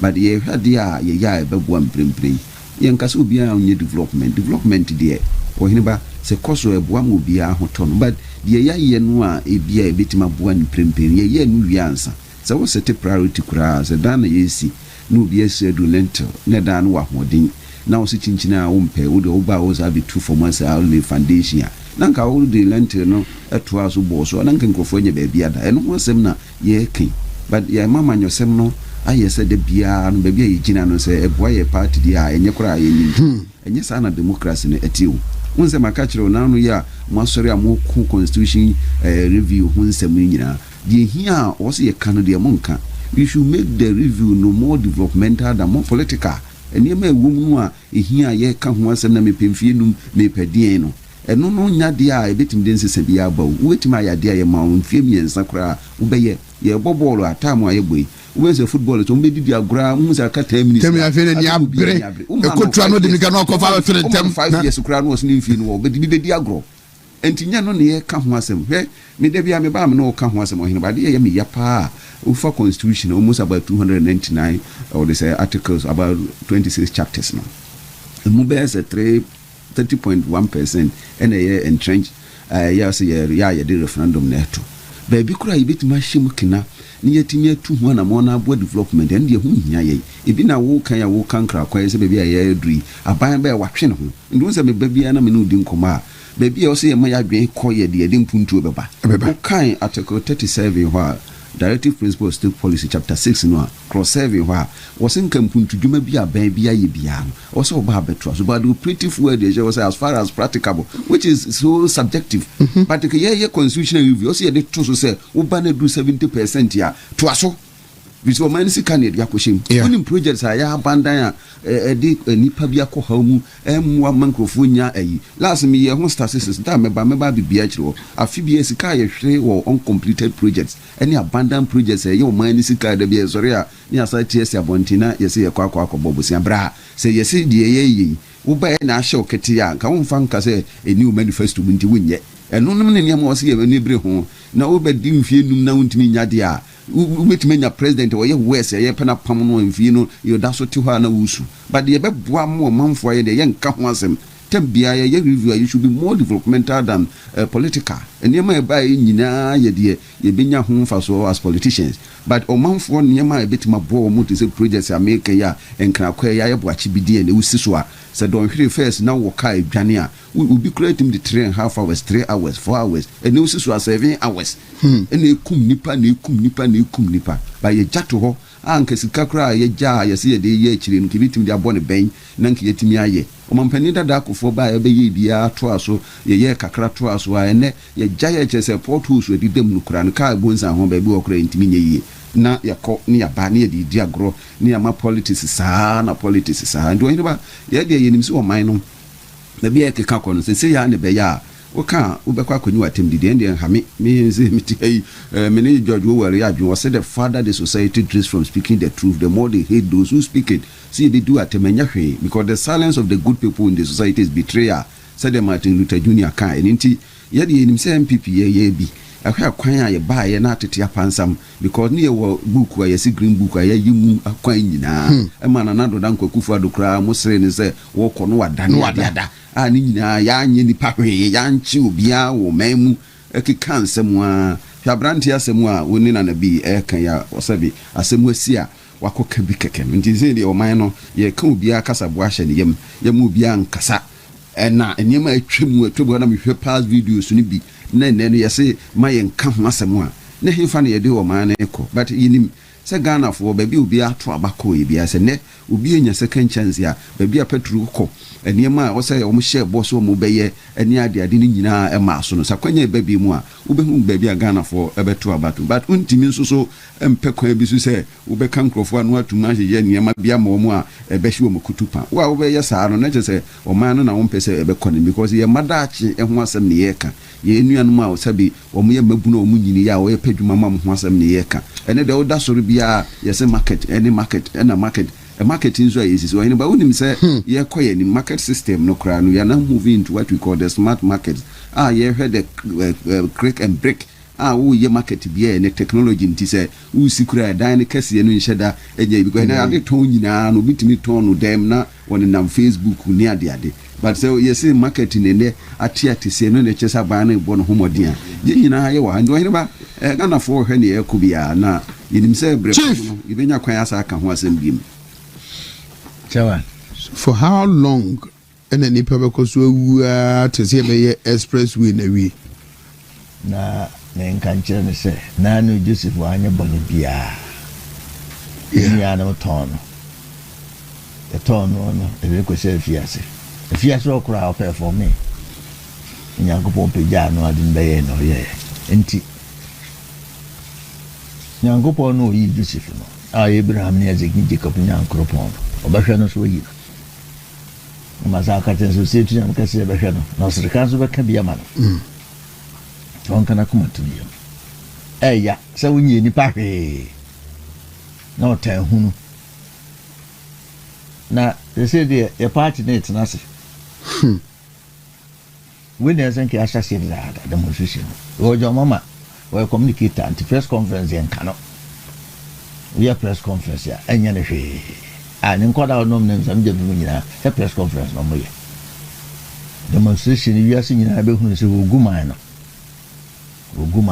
the party at Nasi we are economy now was an Indian so I trust sentiment into your party at Nasi age mostly age money ye pa so no who is any oh yeah dear oh nuanom wonte ase company de bia metrase am seen record was certain there the next 100 years one hwe nya bi from assemblyman to MP deputy minister nyina president wa kokotre mfi ngotwe na so aba be di bi ehu ebi nsi da ba hwe ya record obi gya no honso ebe ne ebi nsi da time pa e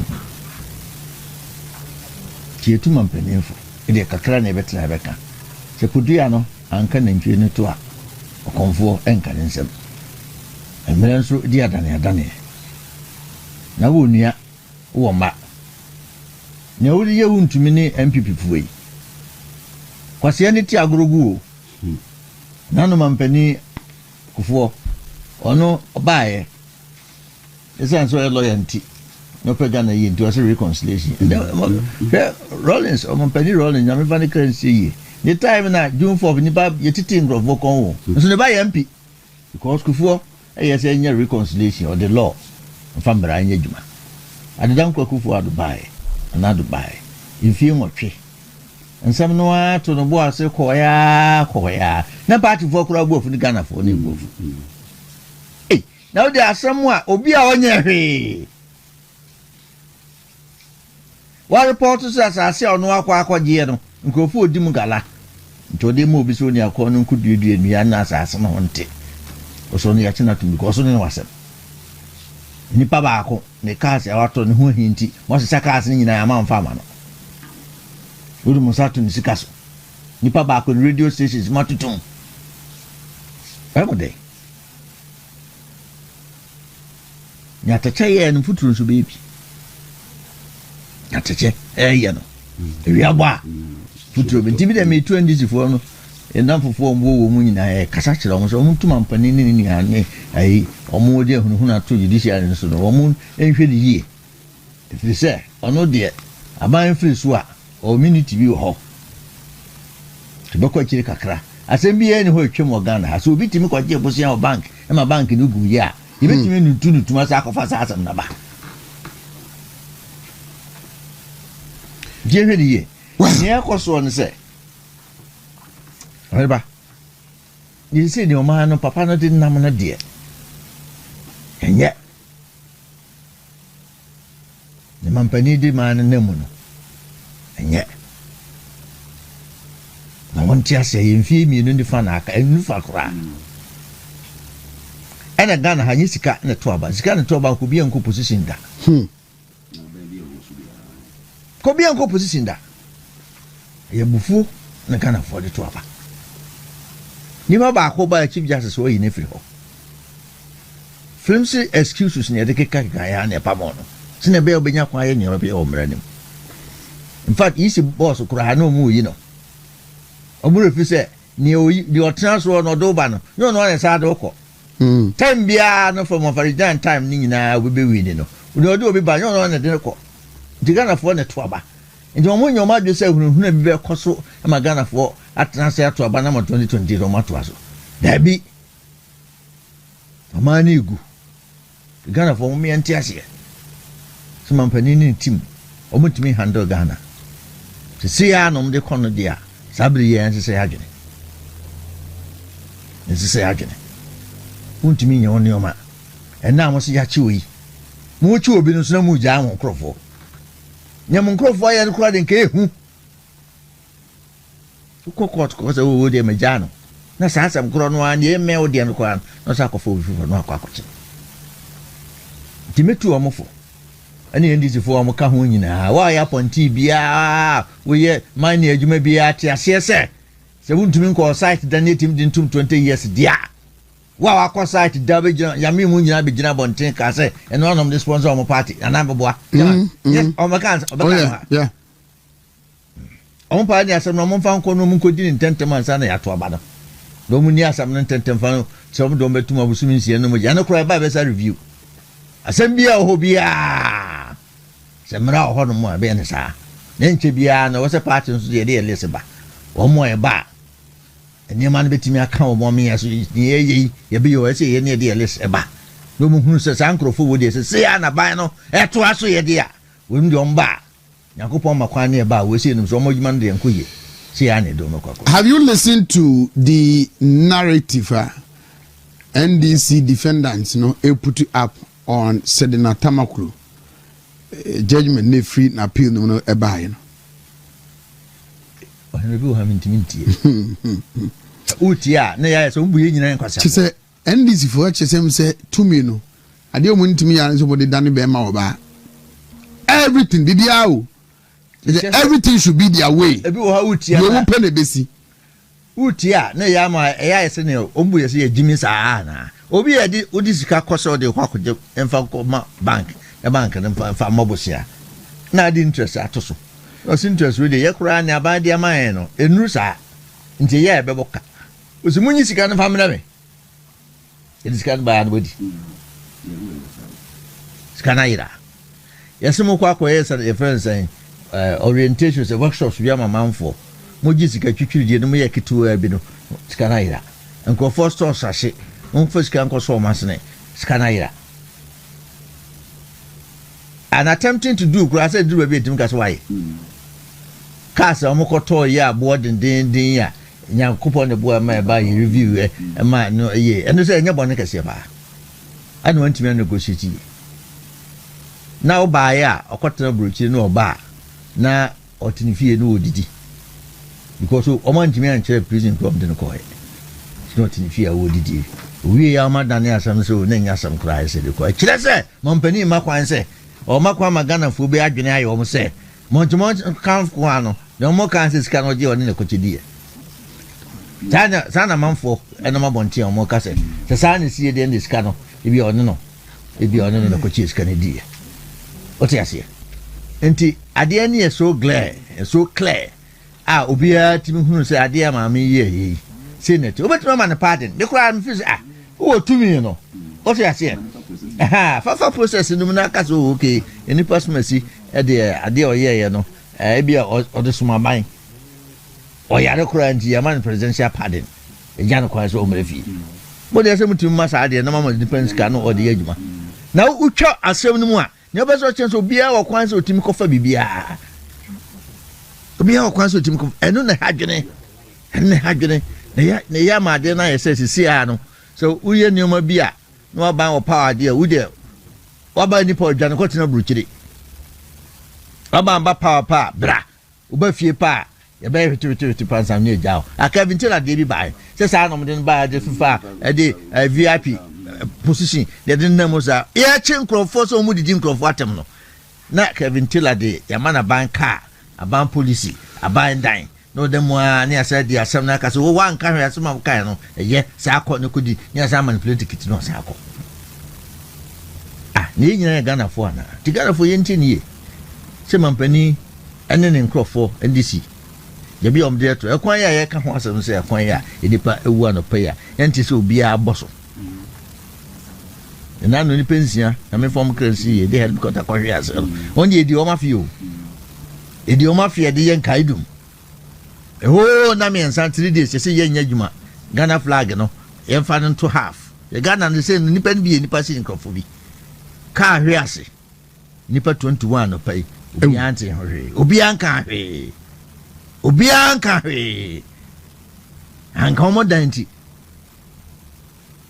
ba passes ya ni ye mampani so agye se big push no de mu sound Ashanti rege bush se no de ba into obaso o me ate se NDC for ni mampani o mu kira santaman asem o ka manfo so ye Ashanti tribal se nam se nya ne kore your 47 constituencies your 43 districts se wo cha de wontimi ka se ye de no enkosoro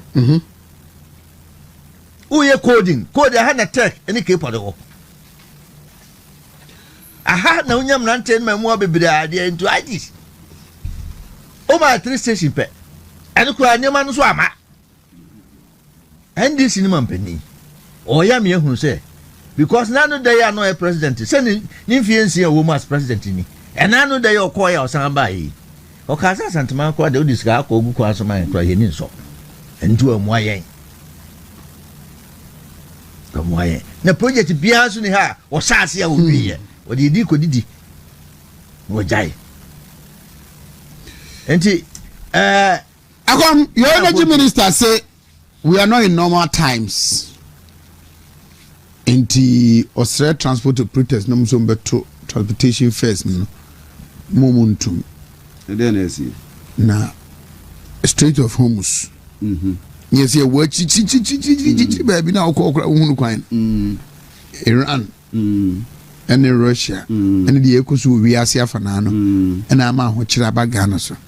But Dr. Gideon Walker predicted say yeah we IMF program into a fair be who the rare size economy no a fair be who pa. When I become once say last time in shark ban we are in way yeah freezing miracles account one need na you rent me view sanko moya de bedi enya ngodi foforo bia na so ani ho nkomo kra ukona u petrol no sabana shutu a obi na be ka kire wo is a bulk oil distributors no chese aban hihye no ya to ho no omu no so ntino they will be forced to review fuel prices every day. Yes every day why ba ai na ka say John Jinapono no so no na ka say gise nyansani ne timafu abu oba fom na dwen kase na opese ofu nkofom a ebetima akofom ndo edi ni tamu ano wo position ye pe obi o kasafa energy ni hu especially when fuel prices were rising ono ne kasa ye pa ma ye hu say Africa so ka say net exporter of what they say crude e wa hana anyesa na kan e ma ne ko dru say say aban a wote so na do dan kwakufu adode a ye dija about 14.7 no chese wasa nti ye ka bibia Ukraine war debi mamon kanko ho covid mamon kanko ho freezer bomb bia meto e wo Ghana ha sasa be de bomb bia ato ha ebia ato abato asokwa ha na ye ka ni nyina wie ya o mo bae no ye ka kire se reality no beba na ye yebre ne hwehwe hu fra mafunu mu a afi na economy no ye Ghana de ye bi hu se de ye locally ye manage ya de eno na ashase ya banka kranka said they will kind almost about 1 month ago if we any atum bempre na ya wadin koso and ye tum bia anso a mafom omsere anom da kwhye ye be yeto ni akeka ye bewie na ye gina ABC na no mobile Ghana fo humu mobo atem wase ama per letter mo de 1 cedi atoto so a obia nsu say ye de boa free say wo ba wo say ye ma honi mu na wo mfanya wo nema ya ma obi ama the 1 cedi atoso ama Ghana for endure all these or say pains time a wo to adwumafo akatu mu ka kire say inflation wo fom nti ye nyina so ne yemfa nto akatu mu wo sha say na de ba 10 sa time no na kane abo ne da sen sa time ne nsu bo ne da sen sa time na kan hye nti ade ya ye ka ho asemi ne da sen na de ana yakura ne say wo personal car no wo huna ma ne papa tie nuanu ma omde ka akwadwuma omutu fuel no wo na sabi wo mu fili se na nse de ya no ma free transport unions no mo kokasa but it is kuru no wo de plaster tiles na wo mia ya wo ye de ya the root cause ana se kuru no e be sa bre de mo kan ye wo position ni nyina to the point say baby afu e beduru e bi nsi da e na trashe wo enko baby a wo ye de ni free baby na ne ye ba economy a owiase nyina tete pansam ye ema his excellency the former president Nana Danko Akufo-Addo ne his excellency Alhaji Dr. Mahmoud Bawumia e ka say ye de ye gina brane nya pe kwan ye bitima ma economy na gina na ya bo nipa ho ban e hihye ya ye ni nyina wo store wo say ye beduru ba bi ne etima ma ye homene so 2022 wo bia ni ba bi inflation kodure ena wiase no entimi nyina ho say inflation be gina na nem entimi di free 54.1% e ba ya be do mo about 23 a ni ya ye hihye ye papa gu ho na sa ni ma ye kan nyina no nke ne to aso a na ba betu ye because ye ne nim ye num tu na edin gina tworo no ano ye ne ye hihye ya ye be duro ye jama mo betu so na mo bom ho samrane ene de bibi papa bia ye NDC de ye boni bia ye MPP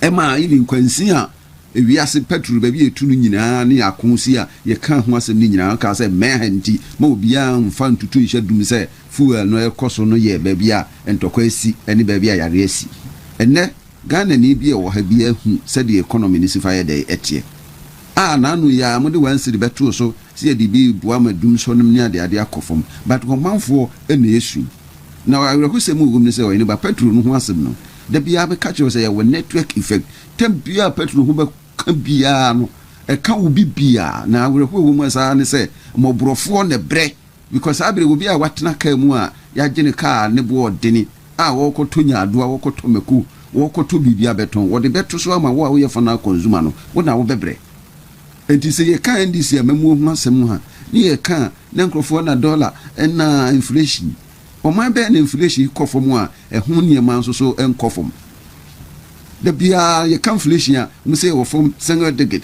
but eniema efrimu ba ye relatives ye nipa de bo ne bre bia no ho niema nso so ekosoro ena okodwemu e ma se ye ntade calf way and no for unufi na ne bona comprensa so free say ono ya ma ne kwa ma na ntumu a ufo a obepe kwa obefa so bitime nye sika ko topetu no wachina wetima badwuma we ne yesu so folai usi ya wona nam ho na ya sa pai na weko ndi say so folai first na nka bia ufiri krumu kwa obetua 6 cities no and obedu no atua 15 cities obi a wo badwuma na katua almost about 700 cities na bosum ye de ma no wo de tam say na ni sika no kura asa na ye ka mo ate ase say de omo ka ye bia no ehun ne ma be pie ama Ghana fo ahu ni ehun se nsuo ne yeso aye ene nsan yeso de aye ne mu odu fi say wo mo opposition bibia ne ho mo anka ye ka kire mo say economy no awiase nyina ho ka ka obia no fuel no world market ne determine price so that time world market price kosura ne yatum a wo se de bi ya nyire ye ho ene de wo se ye ni normal times ne wo hinfa ya ma musika kura se mo fa ntachiri na no matese ye akotesi 2 cities akoti design so 2 cities or anybody subsidy bia bia no the burden will come back as a tax in the future and we are we da hotwe wo da hotwe wo se bia ya tesu ho popuro nyina ye bobu ano egu nti Ghana fo ntia se be bi economy no ye de nani ehwe no se ya na beto so a ade se bi this a bet na ye de mia ye adu to pilot Sina Ishak tinabana hene enra menyini shia na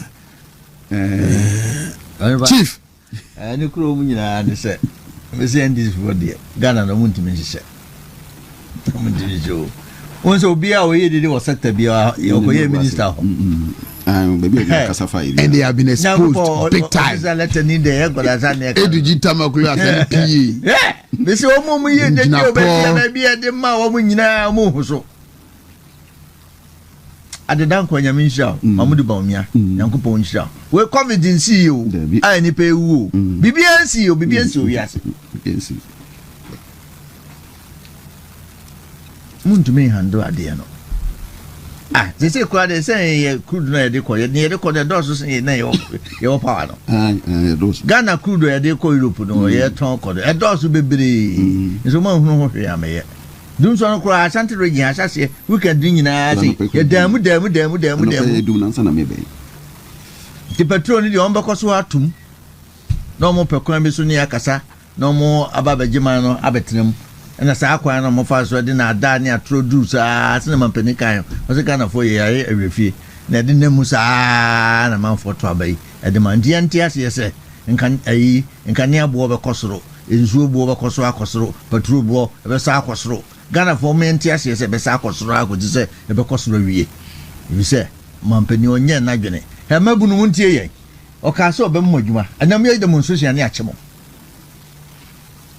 woni mi se agenda a friend say 133 no 24 hour 133 no sika no wo yese wo form odwuma sika no beba mo ho nti wo so di go si market ni de percentage na o ya mo di guso no be kwa ba mo san ase saban ni ho no mo se sika no eni assembly ho ne de se 36 months ne si esi market amawa ada aban ni ho no mo pe usika no ase di se wo krom ye bebu market egu na o tena sa man di 36 months aka bosumi event je mese 28 ni ato aba na o 36 months na o ba be buudwa na ba be na o tra o ya hwe be duru ba be buudwa no be ka o di maguru monti ase se o ya mo 419 that was kamemo and o de mamo se mu hu mamani na ho because obi di uko school o ma ko SS ma ko training college teacher training college a unya ko no po ye pa abai me betimi aboa maburu e wo Ghana ha MPP abai na me odwene maburu hu pa na mamudu bawmia de betumofo petrol ni de omuntimi nya ho hwe because ni ACA say your time de bia me kase nyankopon na boa ma do dankwa kufuado e be president 2019 2020 ana covid ho yeah sanganya sadia ka Ghana fo nke de si Israel no ana nkrofo yo moma no kibisi ha odwene ho se nipa nko ho hia nti o ma dwuma 14 na fie etua o mo ka inflation now cause inflation above so ma bo koso taxes ye dey ato ni o ma so VAT no ye pejam yeah I've been saying I ain't what power no me ye nkramai I've been building for about 31 years now ye what power no na feed and I'm 700 cities okay now to me turn pop 10,000 12,000 in fact when di be 4 months onye obi en mu odu obi 25,000 and nay feed no and am 1,001 wow 5,000 kura nyame amwo wa unya krama no mu bi abeto asikafo no so ate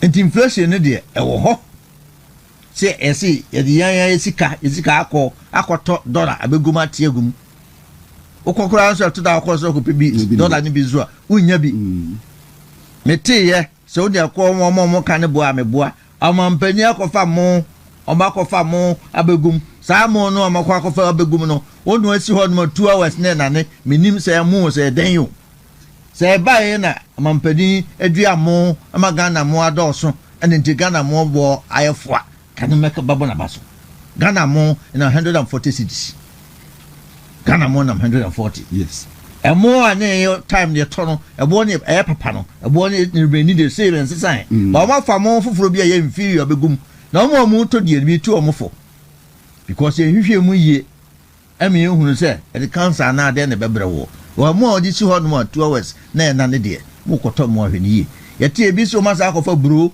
e de ba begum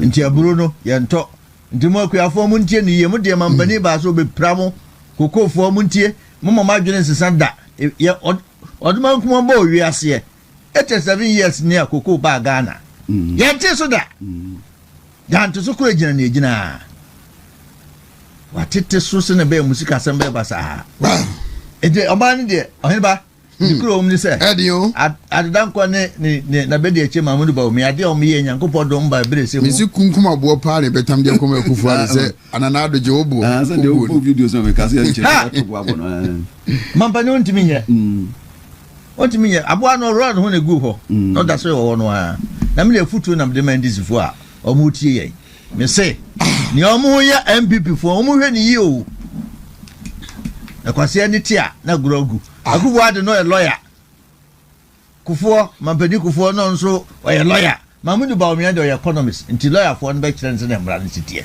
tie akomya nkwai ya ma Teresa Mpuma wa damfu Mr. Joseph Mensah CEO for future uka unim future tema hwe radin chichiri makoma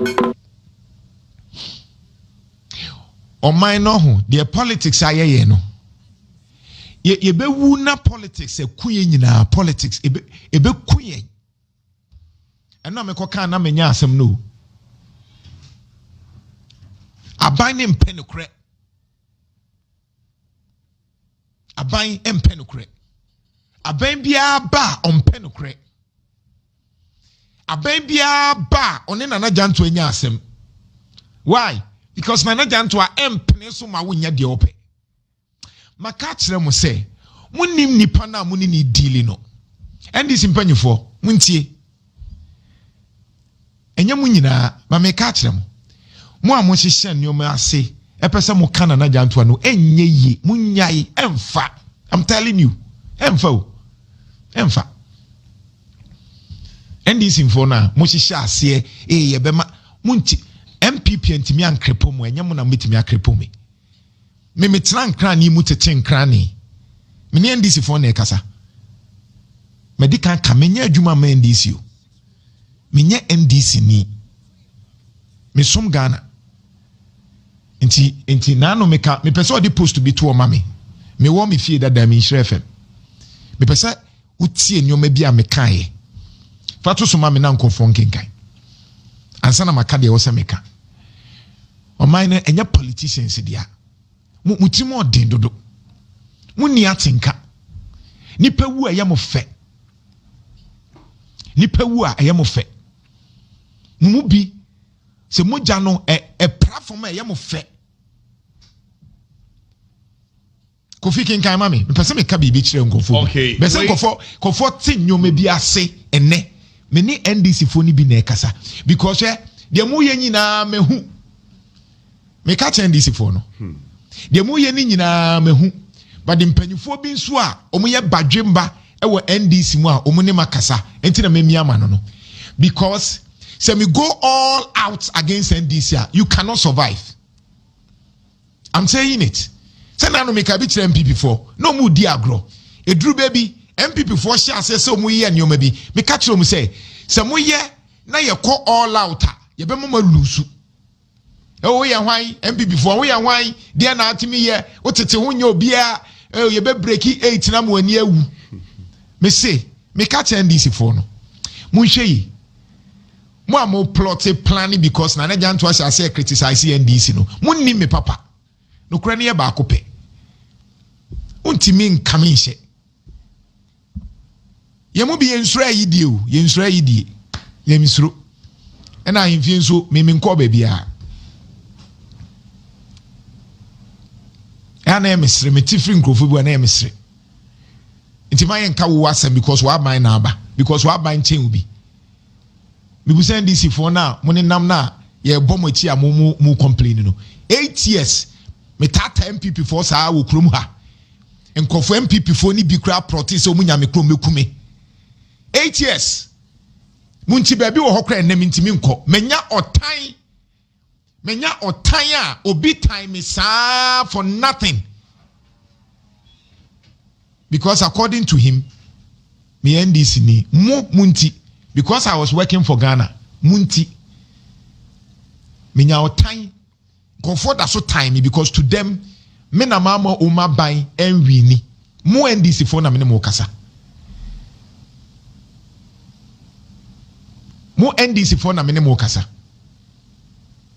otan and then all of a sudden some of you feel offended because na janto eye na djuma munnim me papa nam ka se ne ye to aba for research ne se ye ba na ma be ye de mo pe ne emia ya no munnim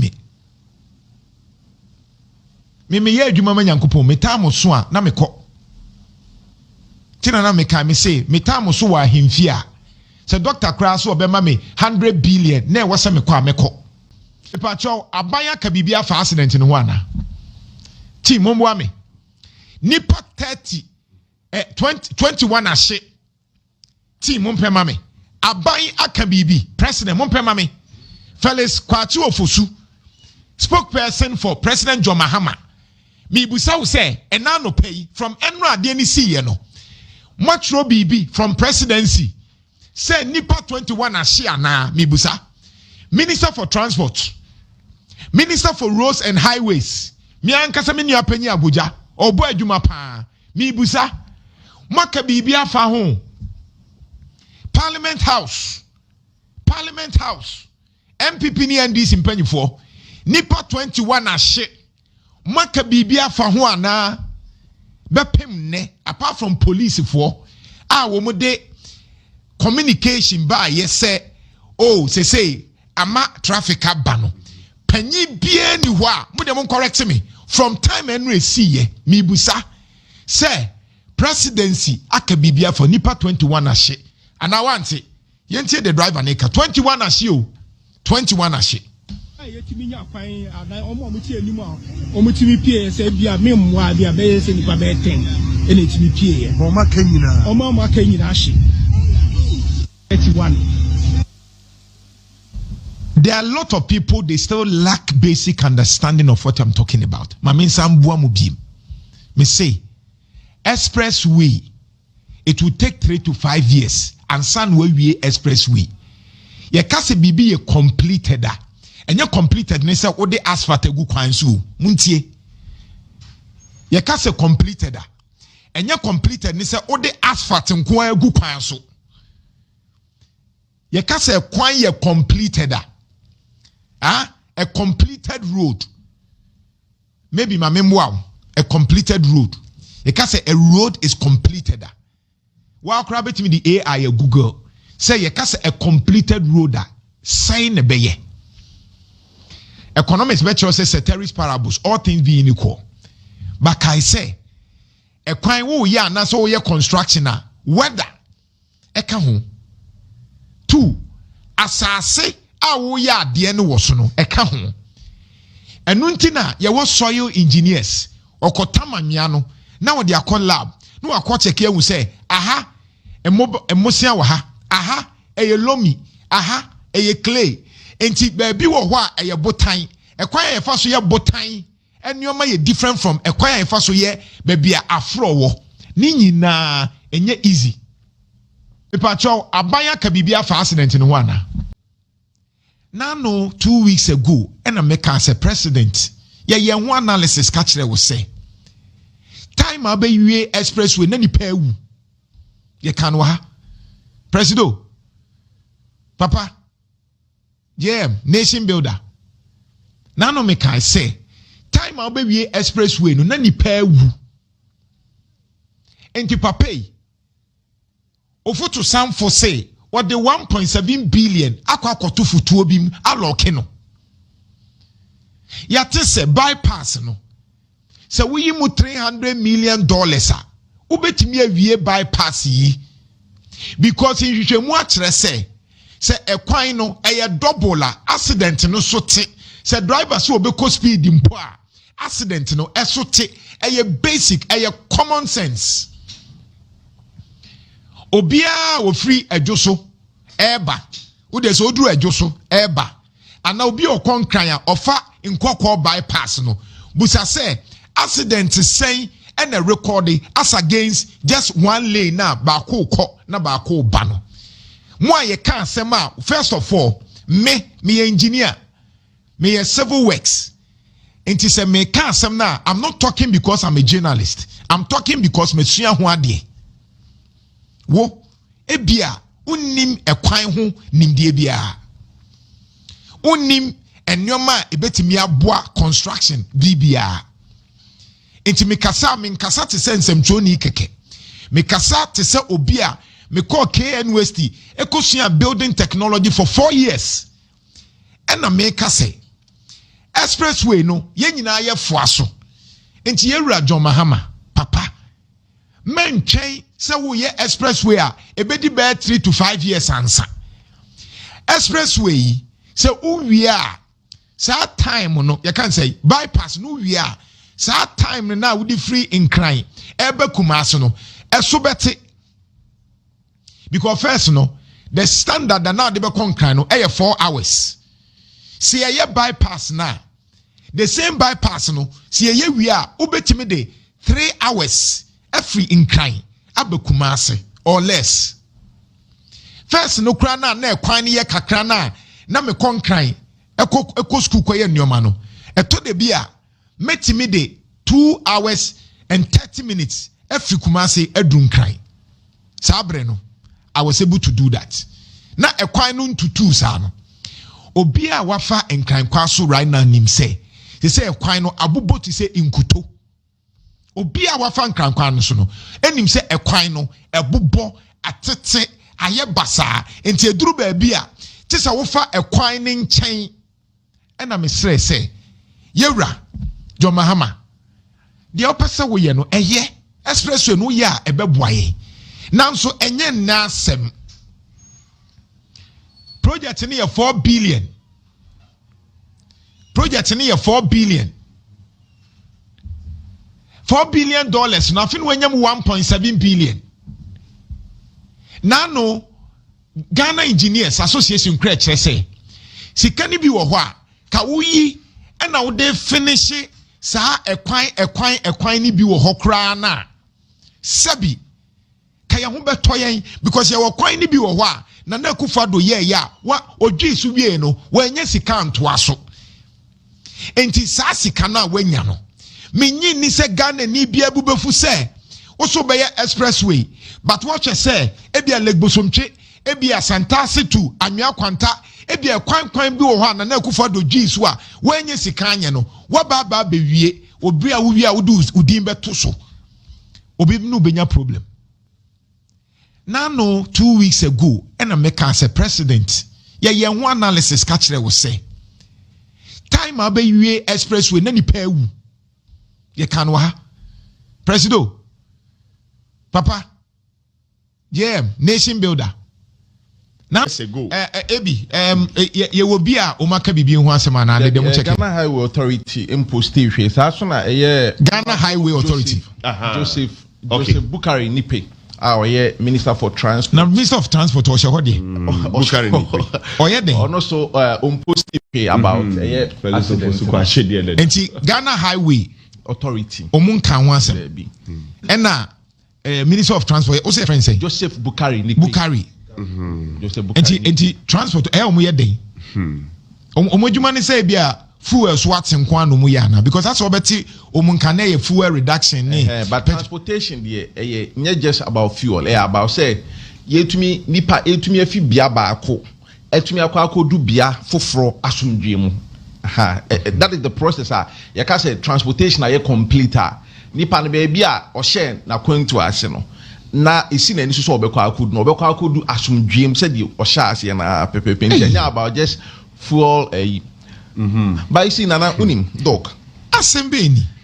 Obianka once. Obianka once. I also, my cat says, I think that the Bena president this year, one ye papa no ma free me. Ye ma musika for that. Last week, I think last week Wednesday. Last week, yeah. You do 1 year, you know. Okay. And no nipa 8 ni free. Nipa 8. And I went to nipa 21 ashe. Nipa 21 Before 21, no. But I could can't see and only part 13 in the free mo. And at that weekend, another one is see and also nipa 4 in the film. And another one see and do be in film. It be pre-pry. And a year and as a weekend is so a ceremony and so boga ho baby. Oh, they may patch on and also accident and so nipa and then so be pre-pry. And the ACR a nipa 21. And a few moments so said the old cano a bemu nipa bia enka bibia enfa but dog winim the ama a bemu nipa bia enka bibia enfa say makasa asimi o hada say ade bia ni nipa ho gibia say ye bonimpo na say ebeye normal a aya na ifa ne say sa na say etie oma we on say me ma statistics of accidents on isi titru kumase enkran kwan ya sisi ade akwa sese wo kɔ ɛso a on na ɛsese ɔbɔ mpa yɛ sɛ nyankopɔn na nkrekra mu a na wakɔ akɔ because chances sɛ wan hwɛ a wundu ne yɛ high no dog wonim sɛ afi 2025 ifi January ekosi December accidents a ɛkɔ so wɔ man mu nyinaa the friend reported accidents no na 14,743 Ghana ha nyinaa na me wi a me yi wo sɛ yɛ wa Ashanti man mu ti ana Ashanti man ho nsɛm ehia pa nipa ɔmo prae ɛwɔ sa accident ni mu no ɛyɛ 16,714 figures a me di man na ne ɛyɛ National Road Safety Authority ɔmo ankasa figures ɔmo na ɔmo hwɛ yakwan nsɛnsɛm so ɔmo wu accidents ni mu ɛyɛ 2,949 ɛna nipa accident ni si ebia na ogina kwan ho baabia na otwa kwan de friend pedestrian walk knockdowns no omo de na omo nte car ni mu bi nanso ogina kwan ho ana se otwa ma na ogina ne baabia na de na car ball no ekun no titiri wa Kumasi Accra road ne so no eye 2,500 ze nipa ya bobo awu nipa wuo nkwan ho asem na aka yes nipa yes okay Asantema mu de na me ba Asantema mu hanko ana ye Kumasi Accra road kwan ne so Ashanti region side no accidents see was 1,423 and omo praye eye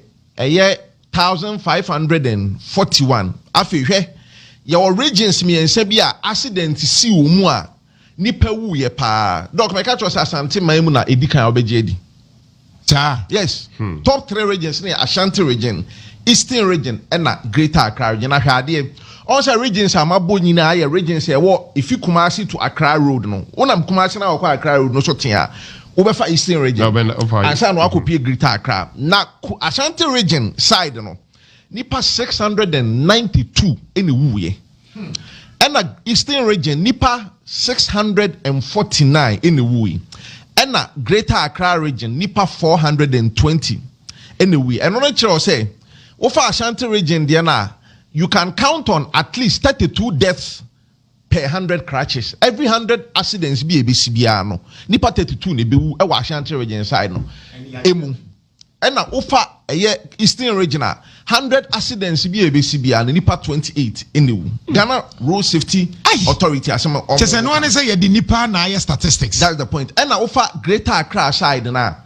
Every 100 death accidents be there are 10 deaths in the room. Now the Americans who say according to Kumasi Accra Road quite so. Thanks to Aerovision, we picked the video from Aerovision. Thank you. Credit goes to them. Omadaruma, any video of Inkoko bypass. Enti moi yeka bypass munti asieno. Mo Aerovision adaruma. Se say yenya Inkoko bypass no. Yera kufo ye no. Ye twa esro de ntibra Facebook ahimfie 106.1. Nebeshebi Inkoko bypass no.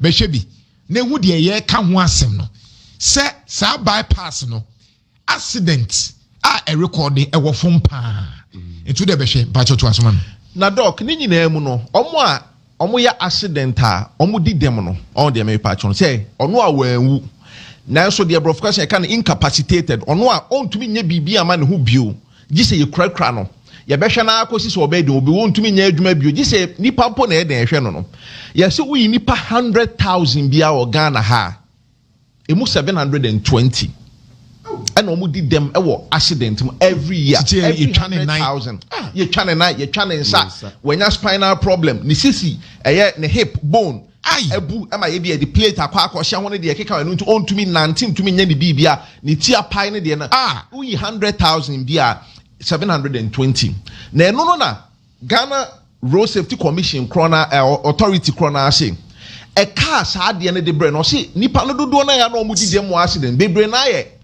professionals it be a lawyers it be a teachers it be a doctors it be a nurses sa nipa ni nyina no se nka bi omo ye adwuma aboa ama o man kan ko GDP agro ne de keka wa a car at the brain sa nipa ni ye lose omo to accident because omo we na so omo ntumi contribute to their friend productivity e wo man no e cost Ghana about $80 million every year. Them found every year afi bia anti say doctor baako enya accident ni ye twa ne nsa na enu ntumi nya adwuma biwa enka oye adwuma hwe nipa on dem e patch no emfa so aye benya wo so na nam se onka ho ne nti no e cost Ghana $80 million every year. Wow. Sa nipa no mo edi dem accidents mu nyina na so emfa ye ho. Mpacho bra na ye the video na to thank you once again Aerovision. Na hwe enkan bypass no the way is it here and how are those bypasses no see we are ne say first no na ekwan ye kakra no mitimi 2 hours 30 minutes e dru nkran and no crowd with Toyota Corolla mitimi do dru nkran and na safe and na kwan no me say be ye na ye ko Eastern region na wo free utesa wo tra ejo so kakra ko ni nyina ekwan na ye kikirikirikirikirikirikiri sa na udru konongu ko kra de e west maybe kra o de abo say maybe kra o say wo free Accra and eba Kumasi a unya tra konongu dumase a na o de abo say high accident prone area into shohu yi du aso ho ne sa e ho no duampompo ai otra asankare sa remu and you see one of the weak arguments in here drivers ne driver careless me say abrochire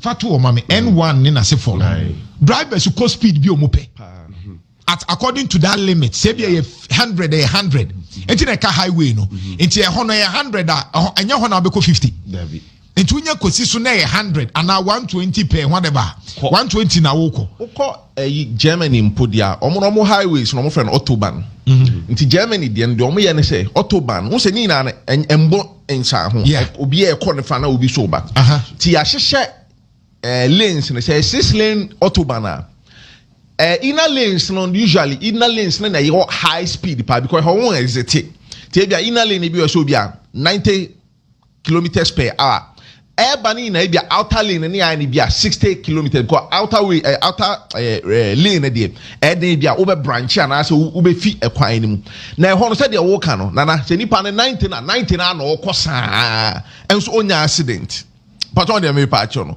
so generally no your road network said yes aye through your highways wo mem ha no contributed to nienti a yenya accident more ɛwɔ ɔman Ghana Institute of Engineers ne ade nyina aka saa ade no ɛnyɛ sɛ bi a cars. Yes, there's the human factor and I say human side of accident but yakwan na ankasa no hwɛ wonim sɛ Ghana Road Safety Authority ankasa ka say especially a lot of the accidents is Kumasi Accra Road no due to the friend of poor visibility on the road. Accra Kutwe. I'm telling you, even within a Chrome Hakrano, say one a drain you say one year for being accident. That's the point. Poor visibility. Kumasi Accra Road, Nana.